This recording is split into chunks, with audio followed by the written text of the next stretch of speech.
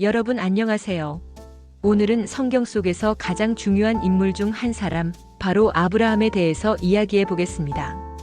우리는 아브라함을 믿음의 조상이라고 부릅니다. 실제로 유대교, 기독교, 이슬람교 모두 아브라함을 신앙의 근원적 인물로 인정하죠. 세상의 절반이 넘는 인구가 아브라함을 신앙의 뿌리로 삼고 있는 겁니다.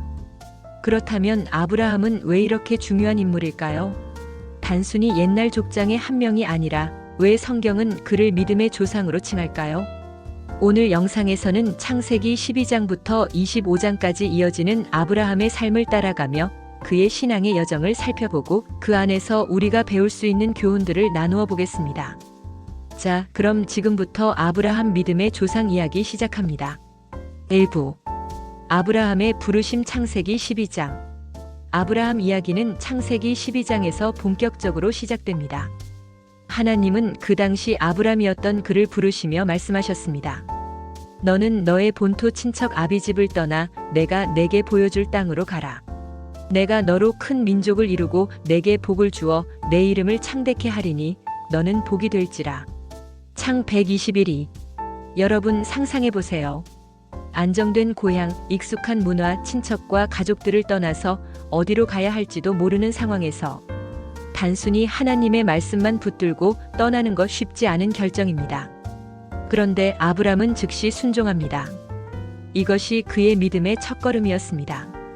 믿음이란 눈에 보이는 현실을 붙드는 게 아니라 하나님의 말씀을 붙드는 것임을 보여주는 장면이죠. 2부 가나안 땅 약속의 첫 발걸음 아브람은 하나님이 인도하신 가나안 땅에 도착합니다. 그런데 도착했을 때 상황은 전혀 이상적이지 않았습니다. 이미 그 땅에는 가나안 사람들이 살고 있었고 기근이 들어먹을 것도 부족했죠.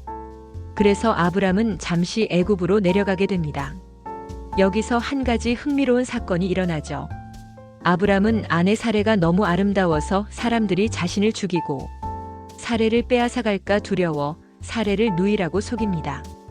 이 장면은 아브람의 믿음에도 흔들림이 있었음을 보여줍니다. 믿음의 조상도 완벽하지 않았다는 것이에요. 그러나 하나님은 아브람의 실수에도 불구하고 그를 보호하시고 약속을 이어가십니다. 여기서 우리는 중요한 교훈을 얻습니다. 믿음은 완벽한 사람이 가지는 게 아니라 연약함 속에서도 하나님을 의지하려는 사람에게 주어지는 선물이라는 거죠. 3부 아브라함과 롯 창세기 13, 14장 가나안으로 돌아온 아브람은 조카 롯과 함께 머무릅니다.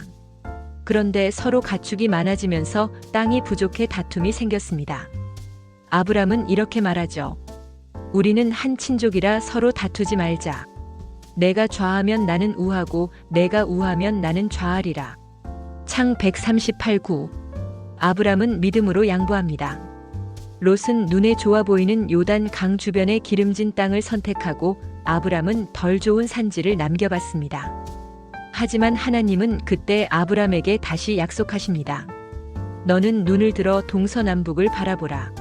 내가 보는 땅을 내가 너와 내 자손에게 주리라. 창 1314-15 여기서 우리는 믿음의 또 다른 특징을 배웁니다. 믿음은 눈에 보이는 조건을 쫓는 게 아니라 보이지 않는 하나님의 약속을 붙드는 겁니다. 4부 아브라함과 멜기세덱 창세기 14장 롯이 소돔에 살다가 전쟁에 휘말려 끌려가게 됩니다. 아브람은 사람들을 이끌고 가서 롯을 구출해 오죠. 그때 등장하는 인물이 바로 살렘 왕 멜기세덱입니다. 그는 떡과 포도주를 가지고 나와 아브람을 축복합니다. 멜기세덱은 지극히 높으신 하나님의 제사장으로 소개되며 신약 히브리서에서는 예수님의 제사장직을 예표하는 인물로 해석됩니다. 아브람은 멜기세덱에게 소득의 10분의 1을 드리며 그의 권위를 인정합니다. 이 장면은 아브람이 단순한 족장이 아니라 하나님의 구속사 안에서 특별한 위치에 서 있는 인물임을 보여줍니다. 5부 언약 체결 창세기 15장 하나님은 아브람과 본격적으로 언약을 맺으십니다. 너의 자손이 하늘의 별과 같으리라. 창 155 아브람이 그것을 믿으니 하나님이 그의 믿음을 의로 여기셨습니다. 창 156 이 구절은 성경 전체에서 믿음으로 의롭다 함을 얻는다는 교리를 처음으로 밝힌 구절입니다. 하나님은 쪼갠 짐승 사이를 지나가심으로써 언약을 확증하십니다. 이는 고대 근동 문화에서 언약을 어기면 이렇게 찢어지리라는 의미였습니다. 그런데 놀랍게도 아브람이 아니라 하나님 홀로 지나가십니다. 즉, 언약 성취의 책임을 전적으로 하나님이 지시겠다는 것입니다. 6부 이스마엘 사건 창세기 16장. 아브람이 86세가 되었을 때 사레는 여전히 아이를 낳지 못했습니다. 그래서 사레는 여종 하갈을 통해 아이를 낳으라고 제안합니다. 그 결과 태어난 아들이 바로 이스마엘입니다. 하지만 이것은 하나님의 방법이 아니라 인간의 방법이었습니다. 결과적으로 아브람의 가정에 갈등이 생겼고 하갈은 고통 속에 광야로 도망가게 됩니다. 그러나 하나님은 하갈에게도 약속을 주십니다. 이스마엘도 큰 민족을 이루게 하시겠다고 하시죠. 이 사건은 믿음의 사람이라도 하나님의 약속을 기다리지 못하고 조급하게 행동할 때 문제가 생긴다는 교훈을 줍니다. 7부 할례 언약 창세기 17장. 아브람이 99세가 되었을 때 하나님은 다시 나타나셔서 그의 이름을 아브람 높은 아버지에서 아브라하멜국의 아버지로 바꿔주십니다. 사레도 사라 공주로 이름이 바뀝니다. 그리고 언약의 표징으로 할례를 주십니다. 할례는 아브라함과 그의 후손이 하나님의 언약 백성임을 나타내는 표였습니다. 하나님은 사라를 통해 아들을 주시겠다고 약속하십니다. 아브라함은 웃으면서 믿기 힘들어했지만 하나님은 분명히 말씀하십니다. 내가 내 언약을 세우리니 그 이름을 이삭이라 하리라. 창 1719. 8부 소돔과 고모라 창세기 18, 19장. 아브라함의 믿음은 단순히 개인적인 축복을 받는데 그치지 않았습니다. 그는 열방을 위한 중보자의 역할을 합니다. 하나님이 소돔과 고모라를 멸망시키려 하실 때 아브라함은 담대히 하나님께 간구합니다. 의인 50명이 있다면 멸하시겠습니까? 45명이라면? 30명이라면? 10명이라도? 이 장면은 아브라함이 하나님의 공의와 긍휼을 동시에 이해하고 있었다는 걸 보여줍니다. 비록 소돔과 고모라는 멸망했지만 롯과 그의 가족은 구원받습니다. 9부 이삭의 출생 창세기 21장. 드디어 아브라함이 100세 되었을 때 사라는 아들을 낳습니다. 그 아들의 이름은 이삭입니다. 웃음이라는 뜻이죠. 이삭은 아브라함 언약의 성취, 하나님의 기적의 증거였습니다. 하나님은 인간의 한계를 넘어 자신의 능력으로 약속을 이루신 겁니다. 10부 이삭 번제 사건 창세기 22장. 아브라함의 믿음 여정에서 절정은 바로 창세기 22장입니다. 하나님이 아브라함에게 말씀하십니다. 내 아들, 내 사랑하는 독자 이삭을 모리아 땅으로 가서 번제로 드리라. 여러분, 이게 얼마나 충격적인 명령인지 상상해 보세요. 평생 기다린 아들, 약속의 아들을 바치라니요. 그런데 아브라함은 묵묵히 순종합니다. 그리고 이삭을 결박하고 제단 위에 올려놓습니다. 칼을 들어 올리려는 순간 하나님의 사자가 외칩니다. 그 아이에게 손대지 말라. 내가 내 아들, 내 독자까지도 내게 아끼지 아니하였으니 내가 이제야 내가 하나님을 경외하는 줄을 아노라.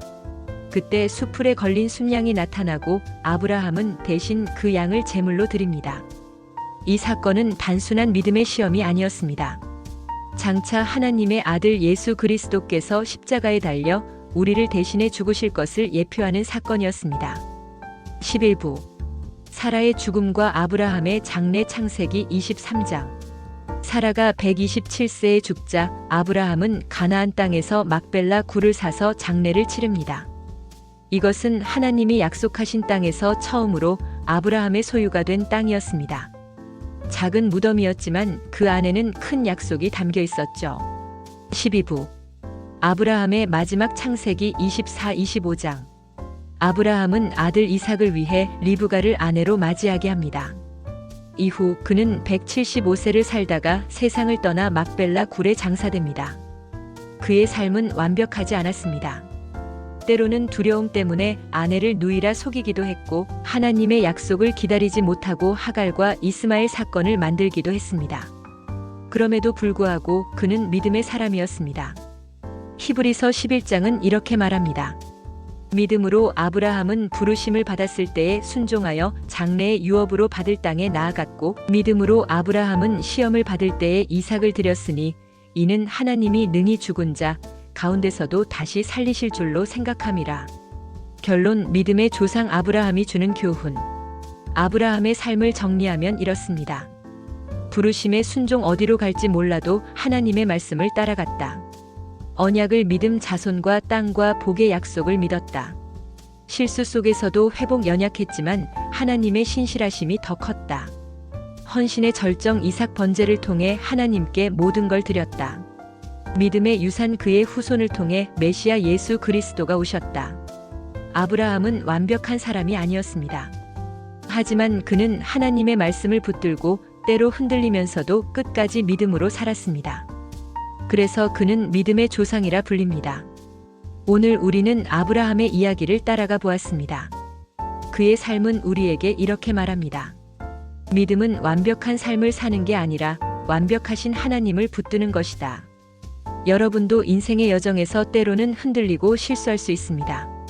하지만 아브라함의 하나님, 곧 우리의 하나님은 언제나 신실하시고 약속을 반드시 이루십니다. 그러니 우리도 믿음으로 오늘을 걸어갑시다. 영상이 도움이 되셨다면 구독과 좋아요, 알림 설정 잊지 마시고요. 저는 다음 시간에 더 깊은 성경 이야기로 찾아뵙겠습니다. 감사합니다. 안녕하세요, 여러분. 오늘은 성경 속에서 가장 사랑받는 인물 중 하나, 바로 다윗의 이야기를 해보겠습니다. 다윗은 단순히 이스라엘의 왕이 아니라 성경 전체에서 특별한 위치를 차지합니다. 그는 목동이었지만 왕이 되었고, 전사였지만 시인이었으며, 인간적으로는 실패도 많았지만 하나님께 내 마음에 합한 사람이라고 불린 인물입니다. 그리고 무엇보다 그의 삶과 시편은 오늘을 살아가는 우리에게도 깊은 울림을 줍니다. 오늘 영상에서는 다윗의 생애 여정을 따라가면서 그의 삶이 어떻게 시편과 연결되고 그 속에서 우리가 배울 수 있는 믿음과 회개의 메시지를 나누어 보겠습니다.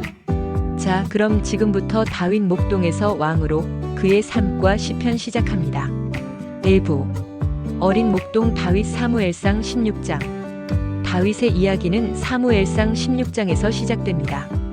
이스라엘 초대 왕 사울이 하나님께 불순종하자 하나님은 사무엘 선지자에게 새로운 왕을 기름 부으라고 명령하십니다. 사무엘은 베들레헴의 이세 집에 가죠. 사무엘은 이세의 아들들을 보면서 큰형 엘리압을 보고 이 사람이 왕감이구나 생각했지만 하나님은 이렇게 말씀하십니다. 사람은 외모를 보거니와 여호와는 중심을 보느니라. 3상 167. 결국 막내 아들 들에서 양을 치던 다윗이 불려옵니다. 하나님은 그를 택하시고 사무엘은 다윗에게 기름을 부었습니다. 이 장면에서 우리는 알 수 있습니다. 하나님은 우리의 스펙, 외모, 조건을 보지 않으시고 마음을 보신다는 거죠. 시편 23편. 여호와는 나의 목자시니 내게 부족함이 없으리로다. 다윗은 목동 시절 목자의 삶 속에서 하나님을 깊이 경험했고 그 경험이 시편에 그대로 녹아 있습니다.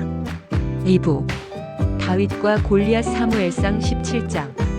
다윗의 유명한 일화 중 하나는 바로 골리앗과의 싸움입니다.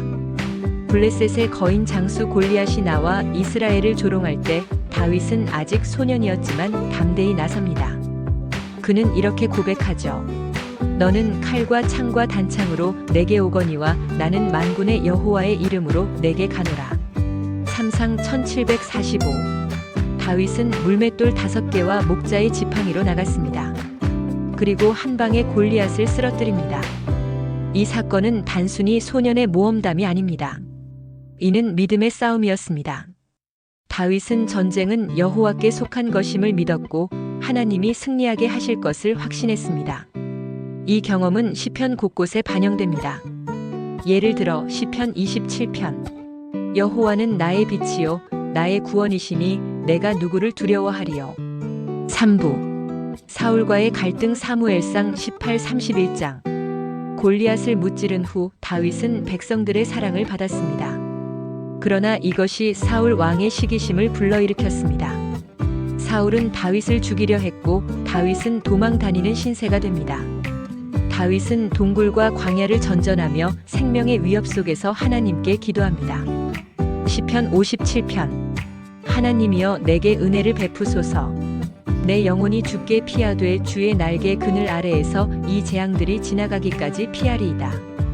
이 시편은 아둘람 굴에서 쓴 것으로 알려져 있습니다. 두려움 속에서도 하나님을 피난처로 삼는 믿음, 그것이 다윗의 힘이었습니다. 또한 엔게디 동굴에서 사울을 죽일 기회가 있었지만 그는 사울을 해치지 않고 옷자락만 자릅니다. 나는 여호와의 기름 부음 받은 자를 치지 않겠다는 거죠. 이것이 바로 다윗의 하나님 경외심입니다. 사부. 왕으로 기름 부음 받다 사무엘하 2장. 사울이 죽은 후 다윗은 유다 지파의 왕으로 먼저 세워집니다. 그리고 마침내 온 이스라엘의 왕으로 등극합니다. 그는 예루살렘을 정복하고 수도로 삼습니다. 다윗성, 즉 성 다윗이라 불리는 곳이죠. 그리고 법궤를 예루살렘으로 옮겨옵니다. 시편 24편. 문들아 너희 머리를 들라. 영광의 왕이 들어가시리로다. 영광의 왕은 강하고 능한 여호와시라. 법궤를 옮기는 행렬 속에서 다윗은 힘껏 춤추며 하나님을 찬양했습니다. 그는 왕이었지만 하나님 앞에서는 한낱 예배자일 뿐이었습니다. 5부. 다윗 언약 사무엘하 7장. 하나님은 다윗에게 놀라운 약속을 주십니다. 내 집과 내 나라가 내 앞에서 영원히 보존되고 내 왕위가 영원히 견고하리라. 사마 716. 이것이 바로 다윗 언약입니다. 그의 후손 가운데 영원한 왕, 곧 메시아가 오실 것이라는 약속이죠. 이 언약은 신약에서 예수 그리스도를 통해 성취됩니다. 그래서 신약은 예수님을 다윗의 자손으로 소개합니다. 6부. 다윗의 죄와 회개 사무엘하 11-12장. 다윗의 삶은 성공과 영광으로만 가득하지 않았습니다. 그는 밧세바 사건으로 큰 죄를 범합니다. 왕궁 옥상에서 밧세바를 보고 간음했고 그녀의 남편 우리야를 전쟁터에서 죽게 만들었습니다. 하나님은 나단 선지자를 보내 다윗을 책망하셨습니다. 다윗은 즉시 무너져 회개하며 시편 51편을 기록합니다. 시편 51편. 하나님이여 주의 인자를 따라 내 죄악을 지워주소서. 정한 마음을 창조하시고 정직한 영을 새롭게 하소서. 이 시편은 인간의 가장 깊은 죄와 그 속에서 하나님의 용서를 갈망하는 심령의 고백입니다. 다윗은 죄인이었지만 철저히 회개하는 사람이었습니다. 7부. 고난과 가족 문제. 다윗의 죄의 결과로 그의 가정은 큰 어려움을 겪습니다. 암논이 다말을 범한 사건, 압살롬이 반역을 일으킨 사건, 왕권 다툼으로 이어진 비극. 다윗은 아버지로서 많은 눈물을 흘립니다. 시편 3편. 여호와여 나의 대적이 어찌 그리 많은지요. 주는 나의 방패시요 나의 영광이시요 내 머리를 드시는 자이시니다. 압살롬의 반역 속에서 쓴 시편 3편은 다윗의 심정을 그대로 드러냅니다. 8부. 노년과 마지막. 다윗은 노년의 솔로몬을 후계자로 세웁니다. 그리고 하나님께 성전을 짓고 싶어 했지만 하나님은 그 일을 솔로몬에게 맡기셨습니다. 대신 다윗은 성전 준비를 철저히 합니다. 그는 마지막까지 하나님을 찬양했습니다. 시편 145편은 다윗의 마지막 찬양시로 알려져 있습니다. 나의 하나님 왕이여 내가 주를 높이고 영원히 주의 이름을 송축하리이다. 다윗은 완벽한 인물이 아니었습니다. 그러나 그는 평생 하나님을 찾고 회개하고 찬양했습니다. 그래서 그는 믿음과 찬양의 본보기가 되었습니다. 결론. 다윗이 주는 교훈. 다윗의 삶과 시편을 정리해보면 이렇습니다. 하나님은 중심을 보신다. 외모나 조건이 아니라 마음을 본다. 믿음의 싸움. 골리앗 같은 문제도 여호와의 이름으로 이길 수 있다. 하나님을 경외하는 마음. 사울을 죽일 기회조차 하나님께 맡겼다. 죄와 회개. 그는 넘어졌지만 누구보다 깊이 회개했다. 찬양의 사람. 고난 속에서도 하나님을 노래했다. 다윗은 완벽한 성자가 아니라 연약하지만 하나님께 붙든 사람, 죄인이지만 회개한 사람, 왕이었지만 예배자였던 사람이었습니다. 그리고 그의 후손 예수 그리스도를 통해 다윗 언약은 영원히 완성되었습니다. 오늘 우리는 목동에서 왕이 된 다윗의 삶과 시편을 살펴봤습니다. 다윗은 우리에게 이렇게 말합니다. 하나님은 완벽한 사람을 찾으시는 게 아니라 하나님을 붙드는 사람을 찾으신다. 여러분도 인생에서 넘어질 수 있습니다. 그러나 다윗처럼 하나님께 돌아가고 하나님께 노래하며 하나님을 붙드십시오. 그때 하나님은 여러분을 일으키시고 사용하실 것입니다. 영상이 도움이 되셨다면 구독과 좋아요, 알림 설정 부탁드립니다. 저는 다음 시간에 더 깊은 성경 이야기로 찾아뵙겠습니다. 감사합니다. 안녕하세요, 여러분. 오늘은 성경에서 가장 위대한 인물 중 하나, 바로 모세에 대한 이야기를 나눠보겠습니다. 모세는 단순히 이스라엘의 영웅이 아닙니다. 그는 노예였던 민족을 자유의 길로 인도한 지도자였고 하나님과 직접 얼굴을 맞대어 대화한 선지자였으며 율법을 받아 전 인류 역사에 큰 영향을 끼친 인물이었습니다. 오늘 영상에서는 모세의 생애를 처음부터 끝까지 따라가 보겠습니다. 그의 출생과 기적적인 보호, 애굽 왕궁에서 자란 이야기, 미디안 광야에서의 40년, 그리고 출애굽 대서사시, 홍해의 기적, 시내산 율법, 광야 생활, 마지막 느보산에서의 죽음까지. 또한 그의 삶 속에서 우리가 배울 수 있는 리더십과 믿음의 교훈도 함께 살펴보겠습니다. 자, 그럼 지금부터 모세 출애굽의 지도자 시작합니다. 1부. 모세의 출생과 기적 출애굽기 1장. 이스라엘 백성은 애굽에서 400년 동안 종살이를 하고 있었습니다. 요셉을 알던 세대가 지나자 새로운 왕이 그들을 두려워해 혹독하게 노예로 부립니다. 특히 남자아이가 태어나면 모두 나일 강에 던져 죽이라고 명령했습니다. 그러나 이때 레위 지파의 한 가정에서 모세가 태어납니다. 어머니 요게벳은 아기를 갈대 상자에 담아 나일 강에 띄워보냅니다. 놀랍게도 바로의 딸이 그 아기를 발견하고 모세를 입양합니다. 그리고 모세는 애굽의 왕궁에서 자라게 됩니다. 여러분, 여기서 우리는 하나님의 섭리를 봅니다. 가장 죽기 쉬운 환경에서 태어난 아이가 오히려 바로의 집안에서 자라나 앞으로 바로와 맞설 인물이 된 것이죠. 2부. 모세의 첫 번째 실패 출애굽기 2장. 모세는 애굽의 왕궁에서 최고의 교육을 받으며 성장합니다. 그러나 그는 자기 민족이 고통당하는 것을 보고 분노합니다. 어느 날 히브리인을 때리는 애굽 사람을 보고 그를 죽이고 모래에 묻습니다. 하지만 이 일이 발각되자 모세는 미디안 광야로 도망칩니다. 그곳에서 40년 동안 양을 치며 살아갑니다. 여기서 우리는 중요한 교훈을 얻습니다. 모세는 자기 힘으로 민족을 구하려 했지만 실패했습니다. 하나님은 모세를 광야에서 낮추시고 훈련시키셨습니다. 리더는 자기 힘이 아니라 하나님의 부르심으로 세워지는 것을 보여줍니다. 3부. 떨기나무 불꽃 사건 출애굽기 3장. 모세가 80세가 되었을 때 하나님은 호렙산에서 불타는 떨기나무 가운데 나타나십니다. 그런데 신기하게도 떨기나무는 타지만 사라지지 않았습니다. 하나님은 모세를 부르십니다. 내가 애굽에 있는 내 백성의 고통을 보았다. 이제 내가 너를 바로에게 보내어 내 백성을 인도하여 내게 나오게 하리라. 출 30:70. 그러나 모세는 연약함을 핑계로 듭니다. 나는 말이 둔한 자입니다. 내가 누구이기에 바로에게 가겠습니까? 하나님은 대답하십니다. 내가 반드시 너와 함께 하리라. 이 장면은 하나님이 쓰시는 사람의 조건이 완벽한 능력이 아니라 하나님과 함께하는 것임을 보여줍니다.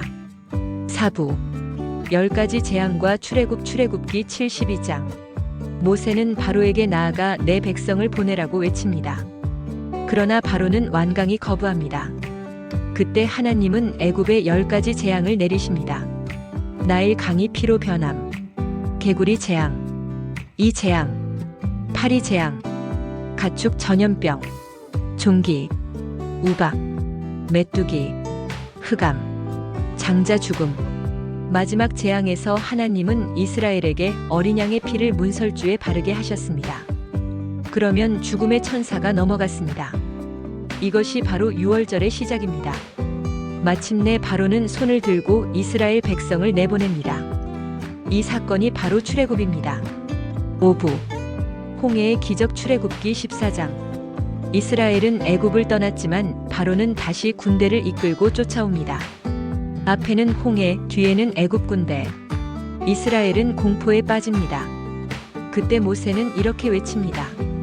너희는 두려워하지 말고 가만히 서서 여호와께서 오늘 너희를 위하여 행하시는 구원을 보라. 출 1413. 하나님은 바람으로 바닷물을 가르시고 이스라엘 백성은 마른 땅처럼 건넙니다. 애굽 군대가 따라오자 바다가 다시 합쳐져 그들을 덮어버립니다. 화면 전환 출애굽기 15장 노래 자막. 나는 여호와를 찬송하리니 그는 높고 영화로우시며 말과 그탄 자를 바다에 던지셨음이로다. 이것은 단순한 기적이 아니라 하나님이 구원자이심을 선포한 사건이었습니다. 6부 시내산과 율법 출애굽기 19, 20장. 이스라엘은 시내산에 도착합니다. 하나님은 산 위에 강림하시고 모세를 불러 십계명을 주십니다. 십계명은 단순한 법률이 아니라 언약 백성으로서의 삶의 기준이었습니다. 너는 나 외에는 다른 신들을 내게 두지 말라. 살인하지 말라. 도둑질하지 말라.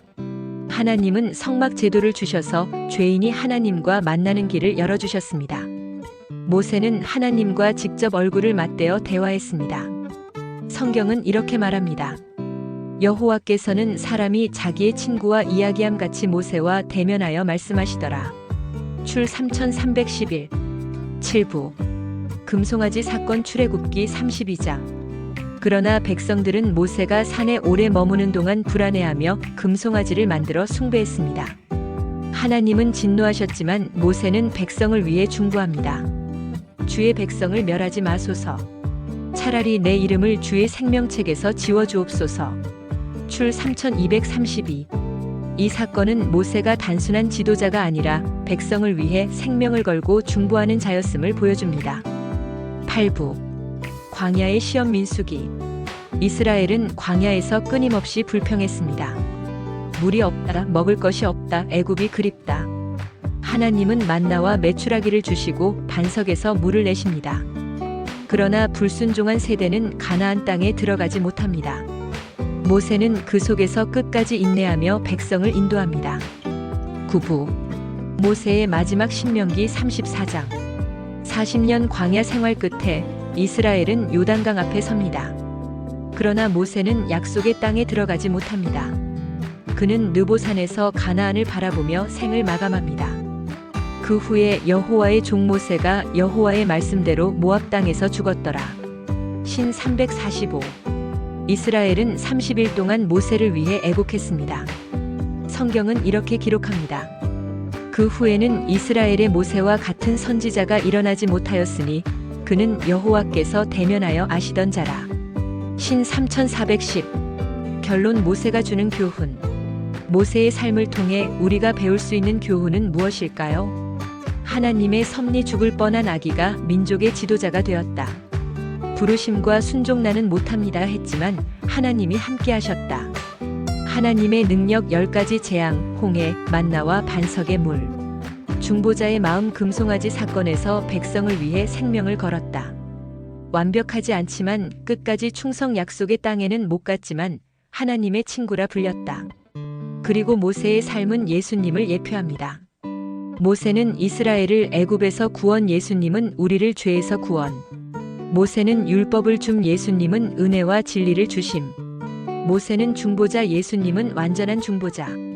오늘 우리는 모세의 삶을 따라가 보았습니다. 그는 목자의 지팡이로 기적을 행했고 하나님의 말씀으로 민족을 이끌었으며 중보자의 마음으로 백성을 섬겼습니다. 모세의 이야기는 오늘 우리에게 이렇게 말합니다. 내가 연약해도 하나님이 함께 하시면 어떤 사명도 감당할 수 있다. 여러분도 인생에서 홍해 같은 벽에 부딪힐 때가 있을 겁니다. 그때 모세처럼 믿음으로 외치세요. 가만히 서서 여호와의 구원을 보라. 오늘 영상이 유익하셨다면 구독과 좋아요, 알림 설정 부탁드리고요. 저는 다음 시간에 또 다른 성경 인물 이야기로 찾아뵙겠습니다. 감사합니다. 오늘 우리가 이야기할 주제는 이스라엘 역사에서 가장 찬란하면서도 가장 비극적인 왕 솔로몬입니다. 많은 사람들이 그를 지혜의 상징으로 기억합니다. 솔로몬은 어린 나이에 왕위에 오르자 하나님께 부귀영화가 아닌 지혜를 구하였습니다. 그 순간 하늘로부터 내려온 응답은 이스라엘 왕국을 전무후무한 번영으로 이끌 지혜였습니다. 그는 백성들의 분쟁을 판단하는 재판에서 두 여인의 아이에 대한 분쟁을 지혜롭게 해결하며 온 세상에 그 이름을 널리 알렸습니다.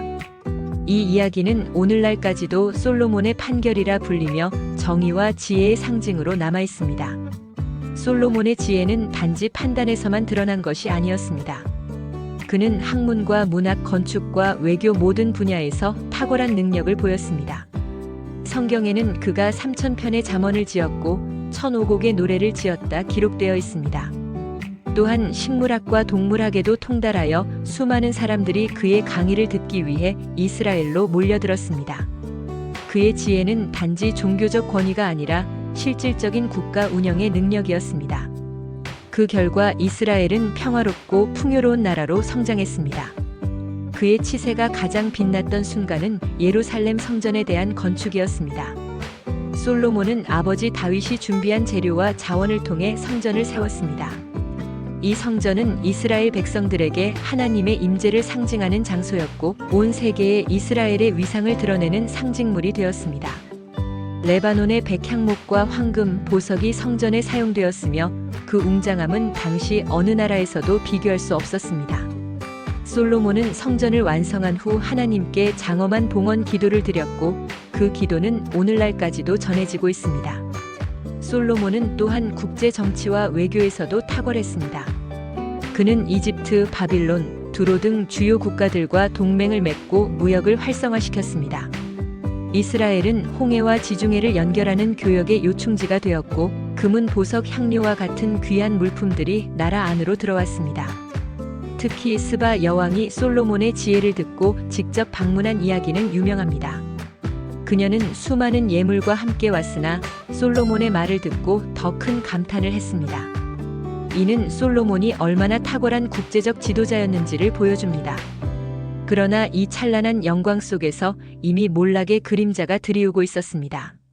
솔로몬은 처음에는 하나님을 경외하며 겸손하게 나라를 다스렸으나 권력이 커지고 부가 쌓이자 그 마음이 흔들리기 시작했습니다. 그는 정략 결혼을 통해 수많은 이방 여인을 아내로 맞이했고 그들과 함께 이방 신을 예루살렘에 들여왔습니다. 성전 옆에는 우상의 제단이 세워졌고 백성들 중 일부는 그 우상에게 제사를 드리기 시작했습니다. 솔로몬의 마음이 처음 가졌던 순수한 신앙에서 멀어지면서 그 지혜는 점차 교만과 타협으로 변질되어 갔습니다. 이스라엘 백성들은 점점 증세와 노역에 시달렸습니다. 솔로몬은 성전과 궁전 건축 그리고 화려한 도시 계획을 위해 막대한 세금을 거두었고 수많은 사람들을 강제 노동에 동원했습니다. 백성들은 번영의 그늘 아래에서 피로와 불만을 쌓아갔습니다. 그의 부와 지혜는 외형적으로는 찬란했지만 내부적으로는 균열을 키우고 있었습니다. 솔로몬의 말년은 아이러니하게도 가장 화려하면서도 가장 불안정한 시기였습니다. 그는 점점 더 많은 궁전과 성을 짓고 사치를 누렸습니다. 왕의 궁정은 금으로 장식되었고 식탁에는 매일같이 각종 진귀한 음식들이 올라왔습니다. 그러나 그 호화로움은 곧 백성들의 고통 위에 세워진 것이었습니다. 세금과 부역은 더욱 가혹해졌고 사람들은 왕의 부귀와 자신의 빈곤을 비교하며 불만을 품기 시작했습니다. 성경은 솔로몬이 1,000명에 달하는 아내와 후궁을 두었다고 기록합니다. 이 많은 아내들은 대부분 외교적 동맹을 위한 정략 결혼이었습니다. 그러나 문제는 그 아내들과 함께 들어온 수많은 이방 신들이었습니다. 솔로몬은 처음에는 신앙을 지키려 했지만 결국 이방 여인들의 요구에 따라 그들의 신을 위한 제단을 예루살렘 곳곳에 세웠습니다. 이는 하나님을 향한 신앙의 배반이었고 왕국의 영적 기반을 흔드는 일이었습니다. 그 결과 하나님은 선지자를 통해 솔로몬에게 경고하셨습니다. 그의 사후 왕국이 분열될 것이라는 예언이었습니다. 솔로몬은 두려움 속에서도 이미 돌이킬 수 없는 길을 걸어가고 있었습니다. 권력과 욕망은 그를 사로잡았고 지혜는 더 이상 겸손과 경외로부터 나온 빛이 아니라 권력 유지를 위한 도구로 변질되었습니다. 말년의 솔로몬은 불안에 시달렸습니다. 주변 나라들에서 반란과 침략의 기운이 일어났습니다. 에돔과 아람에서 반역이 일어나고 한때 복속되었던 지역들이 독립하려는 움직임을 보였습니다. 솔로몬은 이를 억누르기 위해 군사력을 동원했지만 이미 내부적으로 피폐해진 백성들은 왕을 지지하지 않았습니다. 그가 죽음을 맞이했을 때 이스라엘은 겉으로는 여전히 부강했으나 속으로는 분열의 불씨가 활활 타오르고 있었습니다. 솔로몬이 죽은 뒤 그의 아들 르호보암이 왕위에 올랐습니다.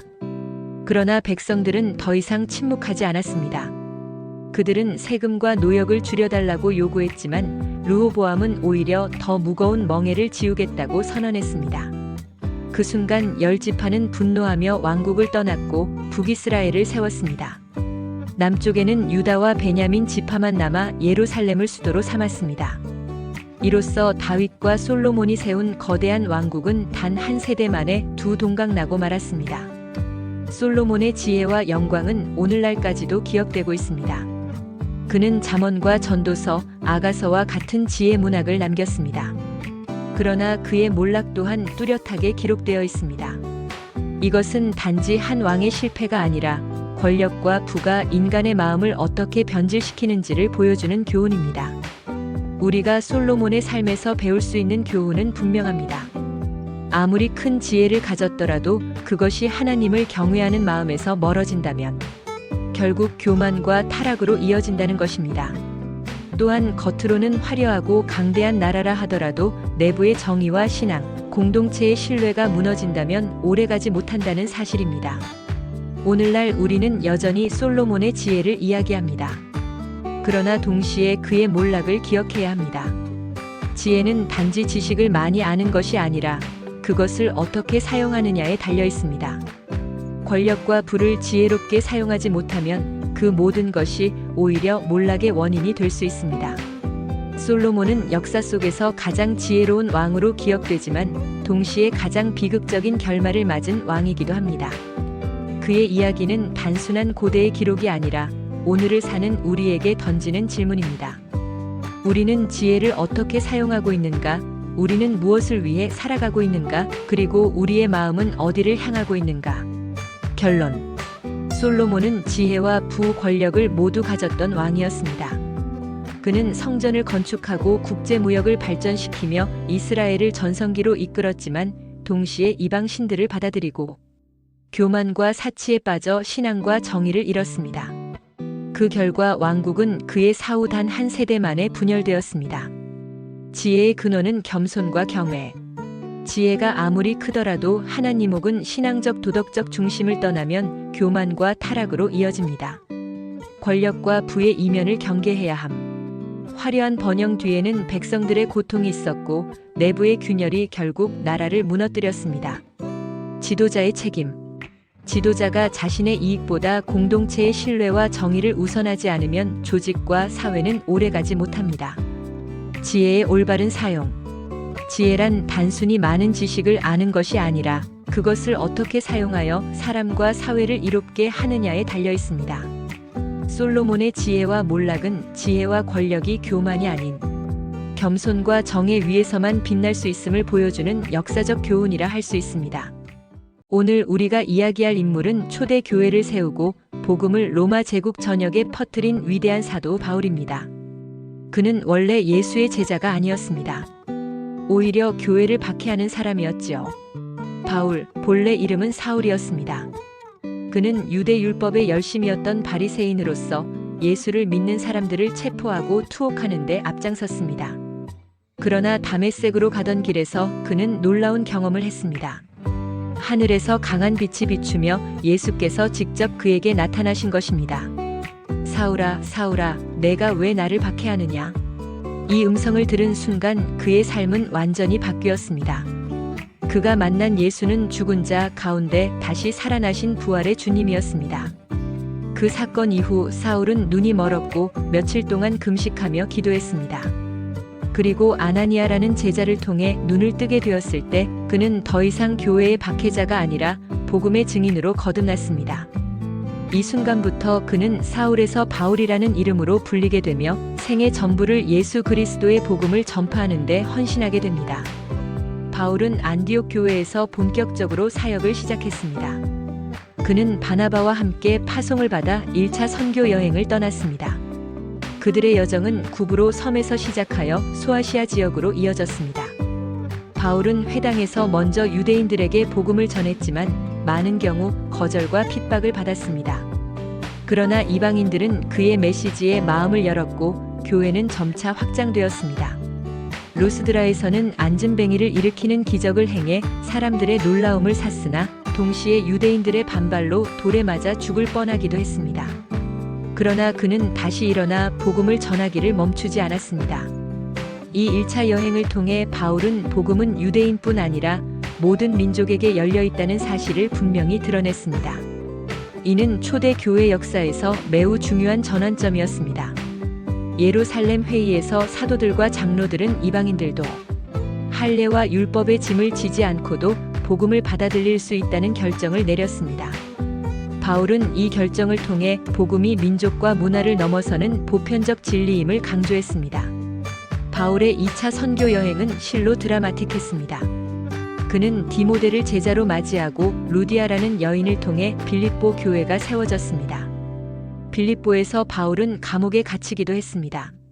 그러나 한밤중 찬송과 기도를 드릴 때 지진이 일어나 옥문이 열렸고 간수가 회심하는 놀라운 일이 벌어졌습니다. 또한 아덴에서는 철학자들과 논쟁하며 알지 못하는 신에 대해 설교했습니다. 그는 헬라 철학과 문화를 이해한 상태에서 복음을 설명하며 너희가 찾는 그 신이 바로 내가 전하는 예수 그리스도라고 말했습니다. 이는 바울이 단순히 전도자가 아니라 문화와 사상을 아우르는 지성인이었음을 보여줍니다. 고린도에서는 바울이 장막을 만들며 자비량으로 사역했습니다. 그곳에서 그는 1년 6개월 동안 머물며 교회를 세우고 후일 교회에 편지를 보냈습니다. 그의 서신들은 단순한 편지를 넘어 신학의 기초가 되었고 오늘날까지도 신앙의 근본 가르침으로 읽히고 있습니다. 이렇듯 바울의 여정은 단순한 여행이 아니라 하나님 나라를 세우는 발걸음이었습니다. 매 도시마다 그는 핍박을 받았지만 동시에 새로운 믿음의 공동체를 세웠습니다. 그의 사역은 실패와 성공을 넘어 하나님의 뜻이 어떻게 역사 속에서 이루어지는지를 증거했습니다. 바울의 3차 선교 여행은 그의 사역 가운데 가장 길고 깊은 여정이었습니다. 그는 에베소에 오랫동안 머물며 복음을 전했습니다. 에베소는 로마 제국에서 가장 번성한 도시 중 하나였고 아르테미스 신전으로 유명했습니다. 그곳에서 바울은 복음을 전하며 수많은 이들을 제자로 삼았고 심지어 마술책과 우상을 불태우는 회심의 역사가 일어났습니다. 그러나 동시에 우상 장사꾼들의 반발이 크게 일어나 도시가 소동에 휩싸이기도 했습니다. 이 사건은 복음이 단순히 개인의 신앙 문제를 넘어 사회와 경제 구조까지 뒤흔드는 힘을 지니고 있음을 보여줍니다. 바울은 에베소에서 고린도 교회, 갈라디아 교회, 빌립보 교회 등 여러 공동체에 편지를 보냈습니다. 이 서신들은 단순한 목회적 조언을 넘어서 기독교 신학의 핵심을 담고 있습니다. 그는 믿음으로 의롭게 된다는 진리를 강조하며 율법의 행위가 아닌 예수 그리스도의 은혜로 구원받는다는 복음을 선포했습니다. 3차 여정을 마친 바울은 다시 예루살렘으로 향했습니다. 그러나 그곳에서 그는 유대인들의 반발에 부딪혀 체포되었습니다. 바울은 예루살렘 성전에서 폭도들에게 붙잡혔고 로마 군인들에게 보호받아 겨우 목숨을 건졌습니다. 이후 그는 여러 차례 신문을 받으며 총독 벨릭스와 베스도 그리고 헤롯 아그리빠 왕 앞에서 자신의 믿음을 증언했습니다. 그는 법정에서조차 복음을 전하는 기회를 놓치지 않았습니다. 결국 바울은 로마 시민권을 가진 자로서 황제에게 상소했고 로마로 압송되게 됩니다. 그 여정은 결코 평탄하지 않았습니다.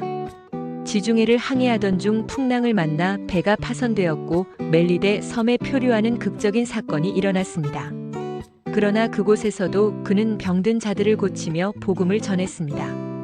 그의 발걸음이 닿는 곳마다 교회가 세워지고 복음의 씨앗이 뿌려졌습니다. 드디어 로마에 도착한 바울은 가택연금 상태에 놓였습니다. 그러나 그는 결코 침묵하지 않았습니다. 오히려 로마 군인과 관리들에게 복음을 전했고 방문하는 이들에게 하나님의 나라를 가르쳤습니다. 그는 감옥에서도 서신을 썼는데 에베소서, 빌립보서, 골로새서, 빌레몬서 등이 바로 그때 기록된 편지들입니다. 이 서신들은 고난 속에서도 흔들리지 않는 믿음, 그리스도 안에서 누리는 자유와 소망을 전해줍니다. 바울의 마지막 여정은 순교로 끝났습니다. 전승에 따르면 그는 네로 황제의 박해 아래 로마에서 참수형을 당했습니다. 그는 결코 부귀나 안락한 삶을 누리지 못했지만 복음을 위해 자신의 생명을 아낌없이 바쳤습니다. 그의 고백, 나는 선한 싸움을 싸우고 달려갈 길을 마치고 믿음을 지켰다라는 말은 오늘날까지도 수많은 신앙인들에게 울림을 주고 있습니다. 바울의 생애는 단순한 여행기가 아니라 복음이 어떻게 세상을 변화시킬 수 있는지를 보여주는 살아있는 증거입니다. 1. 변화의 가능성. 교회를 핍박하던 자가 복음의 사도가 될 수 있다는 사실은 어떤 사람도 하나님의 은혜밖에 있지 않음을 보여줍니다. 2. 복음의 보편성. 복음은 유대인과 이방인의 경계를 넘어 모든 사람을 위한 기쁜 소식입니다. 3. 고난 속의 사명. 바울은 감옥에서도 풍랑 속에서도 죽음을 앞둔 순간에도 복음을 전했습니다. 이는 믿음의 사명이 상황을 초월한다는 것을 가르쳐 줍니다. 4. 신앙의 유산. 바울이 남긴 서신은 오늘날까지도 교회의 기초가 되고 있으며 세대를 넘어 신앙의 길을 비추는 빛입니다. 바울의 여정은 끝났지만 그의 발자취는 여전히 이어지고 있습니다. 복음은 그가 심은 씨앗처럼 로마 제국을 넘어 전 세계로 퍼져나갔습니다. 그리고 오늘 우리는 그의 삶을 통해 다시 묻습니다. 나는 어떤 여정을 걸으며 무엇을 위해 내 삶을 드리고 있는가? 오늘도 함께 해주셔서 감사합니다. 궁금한 성경 속 인물이 있으시면 댓글로 남겨주세요. 구독과 좋아요로 하나님 말씀 함께해요. 오늘 우리가 함께 살펴볼 인물은 성경 속 자매 마르다와 마리아입니다. 그들은 예수님께서 여러 차례 방문하신 베다니 마을의 가정에서 살았습니다. 이 집은 단순한 가정이 아니라 예수님의 사역과 삶에 특별히 깊이 연결된 곳이었습니다. 예수님은 그들의 집에서 휴식을 취하시고 교제를 나누시며 특별한 사건들을 통해 제자들과 오늘 우리에게 중요한 교훈을 주셨습니다. 먼저 우리가 가장 잘 아는 장면은 마르다와 마리아가 예수님을 대접하던 순간입니다. 마르다는 분주하게 음식을 준비하고 집안일을 돌보며 예수님을 섬겼습니다. 그녀는 최선을 다해 손님을 맞이했지만 마음은 점점 불안과 분주함으로 가득해졌습니다. 반면 마리아는 예수님의 발치에 앉아 그분의 말씀을 듣고 있었습니다. 마르다는 불평하며 예수님께 제 동생이 저 혼자 일하게 두는 것을 걱정하지 않으십니까? 라고 말했습니다. 그때 예수님은 온화하지만 단호하게 대답하셨습니다. 마르다야, 마르다야, 내가 많은 일로 염려하고 근심하나 마리아는 좋은 편을 택하였으니 빼앗기지 아니하리라. 이 사건은 단순한 가정 내의 일이 아니라 신앙생활의 본질을 보여주는 장면입니다. 마르다는 섬김을 통해 예수님을 존중했지만 마음은 일에 치여 평안을 잃었습니다. 마리아는 외적인 섬김보다 먼저 말씀을 듣는 자리를 택했습니다. 이것은 봉사와 예배의 균형이라는 중요한 교훈을 줍니다. 마르다와 마리아의 또 다른 중요한 순간은 그들의 오라비 나사로가 죽었을 때입니다. 예수님은 나흘이나 늦게 베다니에 도착하셨습니다. 마르다는 먼저 달려나와 예수님께 말했습니다. 주께서 여기 계셨더라면 내 오라버니가 죽지 아니하였겠나이다. 그러나 주께서 무엇이든 하나님께 구하시는 것을 하나님이 주실 줄 아나이다. 그녀의 말에는 아쉬움과 믿음이 동시에 담겨 있었습니다. 예수님은 마르다에게 말씀하셨습니다. 나는 부활이요 생명이니 나를 믿는 자는 죽어도 살겠고 무릇 살아서 나를 믿는 자는 영원히 죽지 아니하리니 이것을 내가 믿느냐? 마르다는 담대히 고백했습니다. 주는 그리스도시요 세상에 오시는 하나님의 아들이신 줄 내가 믿나이다. 이 고백은 베드로의 신앙 고백과도 같은 강력한 신앙의 증언이었습니다. 마르다는 단순히 집안일에 바쁜 여인이 아니라 신학적으로 깊은 믿음을 가진 제자였음을 알 수 있습니다. 한편 마리아는 예수님께 와서 눈물을 흘리며 같은 말을 했습니다. 주께서 여기 계셨더라면 내 오라버니가 죽지 아니하였겠나이다. 그러나 그녀의 반응은 마르다와 달리 통곡과 눈물이었습니다. 이때 예수님은 크게 감동하시고 눈물을 흘리셨습니다. 성경은 짧게 기록합니다. 예수께서 눈물을 흘리시더라. 이는 예수님의 인성과 사랑을 보여주는 강력한 장면입니다. 예수님은 마르다의 신앙 고백 앞에서는 진리를 선포하셨고 마리아의 눈물 앞에서는 함께 우셨습니다. 즉 예수님은 각 사람의 필요에 맞게 다가가셨습니다. 이 사건은 단순히 나사로의 부활이라는 기적을 넘어 예수님이 생명의 주이심을 드러내고 동시에 우리의 슬픔에 공감하시는 분임을 보여줍니다. 마르다와 마리아의 서로 다른 반응은 모두 귀히 사용되었습니다. 믿음의 고백과 눈물의 기도, 그 두 가지 모두 예수님 앞에서 의미 있는 신앙의 표현이었습니다. 마르다와 마리아 자매의 이야기는 나사로의 부활 사건에서 끝나지 않습니다. 요한복음은 예수님의 십자가 죽음이 가까워지던 시점, 다시 베다니에서 있었던 특별한 장면을 기록합니다. 바로 마리아가 향유를 예수님의 발에 부은 사건입니다. 예수님께서 베다니에 계실 때 마르다는 여전히 섬김으로 분주했습니다. 그녀는 손님들을 위해 음식을 준비하며 여전히 섬김의 자리에 있었습니다. 그러나 이번에도 그녀의 섬김은 불평이 아니라 묵묵한 봉사로 나타났습니다. 예수님의 사역이 절정에 이르고 죽음을 앞둔 긴장된 시기였지만 마르다는 변함없이 주님을 위해 일했습니다. 그 순간 마리아는 값비싼 향유, 곧 순전한 나드 한 근을 가져다가 예수님의 발에 붓고 자기 머리털로 닦았습니다. 집안은 향유의 향기로 가득 찼습니다. 이 행위는 단순한 예물이 아니라 자신의 전부를 드리는 헌신을 의미했습니다. 향유는 당시 노동자의 1년치 품삯에 해당하는 고가의 물품이었지만 마리아는 계산하지 않았습니다. 그녀는 주님의 죽음을 예비하는 헌신의 사랑을 드러낸 것입니다. 그때 제자 가룟 유다는 그 돈을 가난한 자들에게 나누는 것이 더 낫지 않겠냐고 비난했습니다. 그러나 예수님은 마리아를 변호하시며 말씀하셨습니다. 그녀가 내 장례를 위하여 이것을 준비하였느니라. 예수님은 마리아의 행위 속에서 자신이 걸어가야 할 십자가의 길을 보셨고 그녀의 헌신을 누구보다 귀히 여기셨습니다. 마르다의 섬김, 마리아의 헌신은 서로 달랐지만 모두 예수님 앞에서 아름다운 것이었습니다. 마르다는 여전히 섬김의 은사를, 마리아는 예배와 헌신의 은사를 드러냈습니다.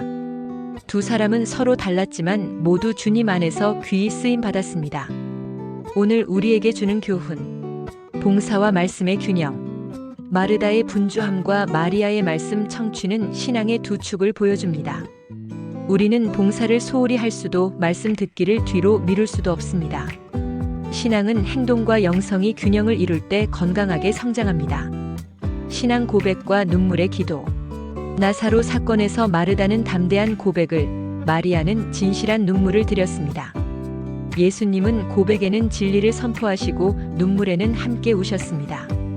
이는 주님이 우리의 믿음과 감정을 모두 받아주신다는 것을 보여줍니다. 헌신은 계산이 아니라 사랑. 마리아가 향유를 부은 사건은 헌신의 본질을 보여줍니다. 진정한 헌신은 손익계산에서 나오는 것이 아니라 사랑에서 흘러나옵니다. 주님을 향한 사랑이 클수록 우리의 헌신도 담대해집니다. 예수님의 공감과 위로. 예수님은 마르다에게 신학적 진리를 말씀하시면서 동시에 마리아와 함께 눈물을 흘리셨습니다. 주님은 전능한 하나님이면서도 동시에 우리의 슬픔에 공감하시는 분입니다. 이것은 신앙의 큰 위로입니다. 각자의 은사와 자리. 마르다는 섬김으로, 마리아는 예배와 헌신으로 주님께 나아갔습니다.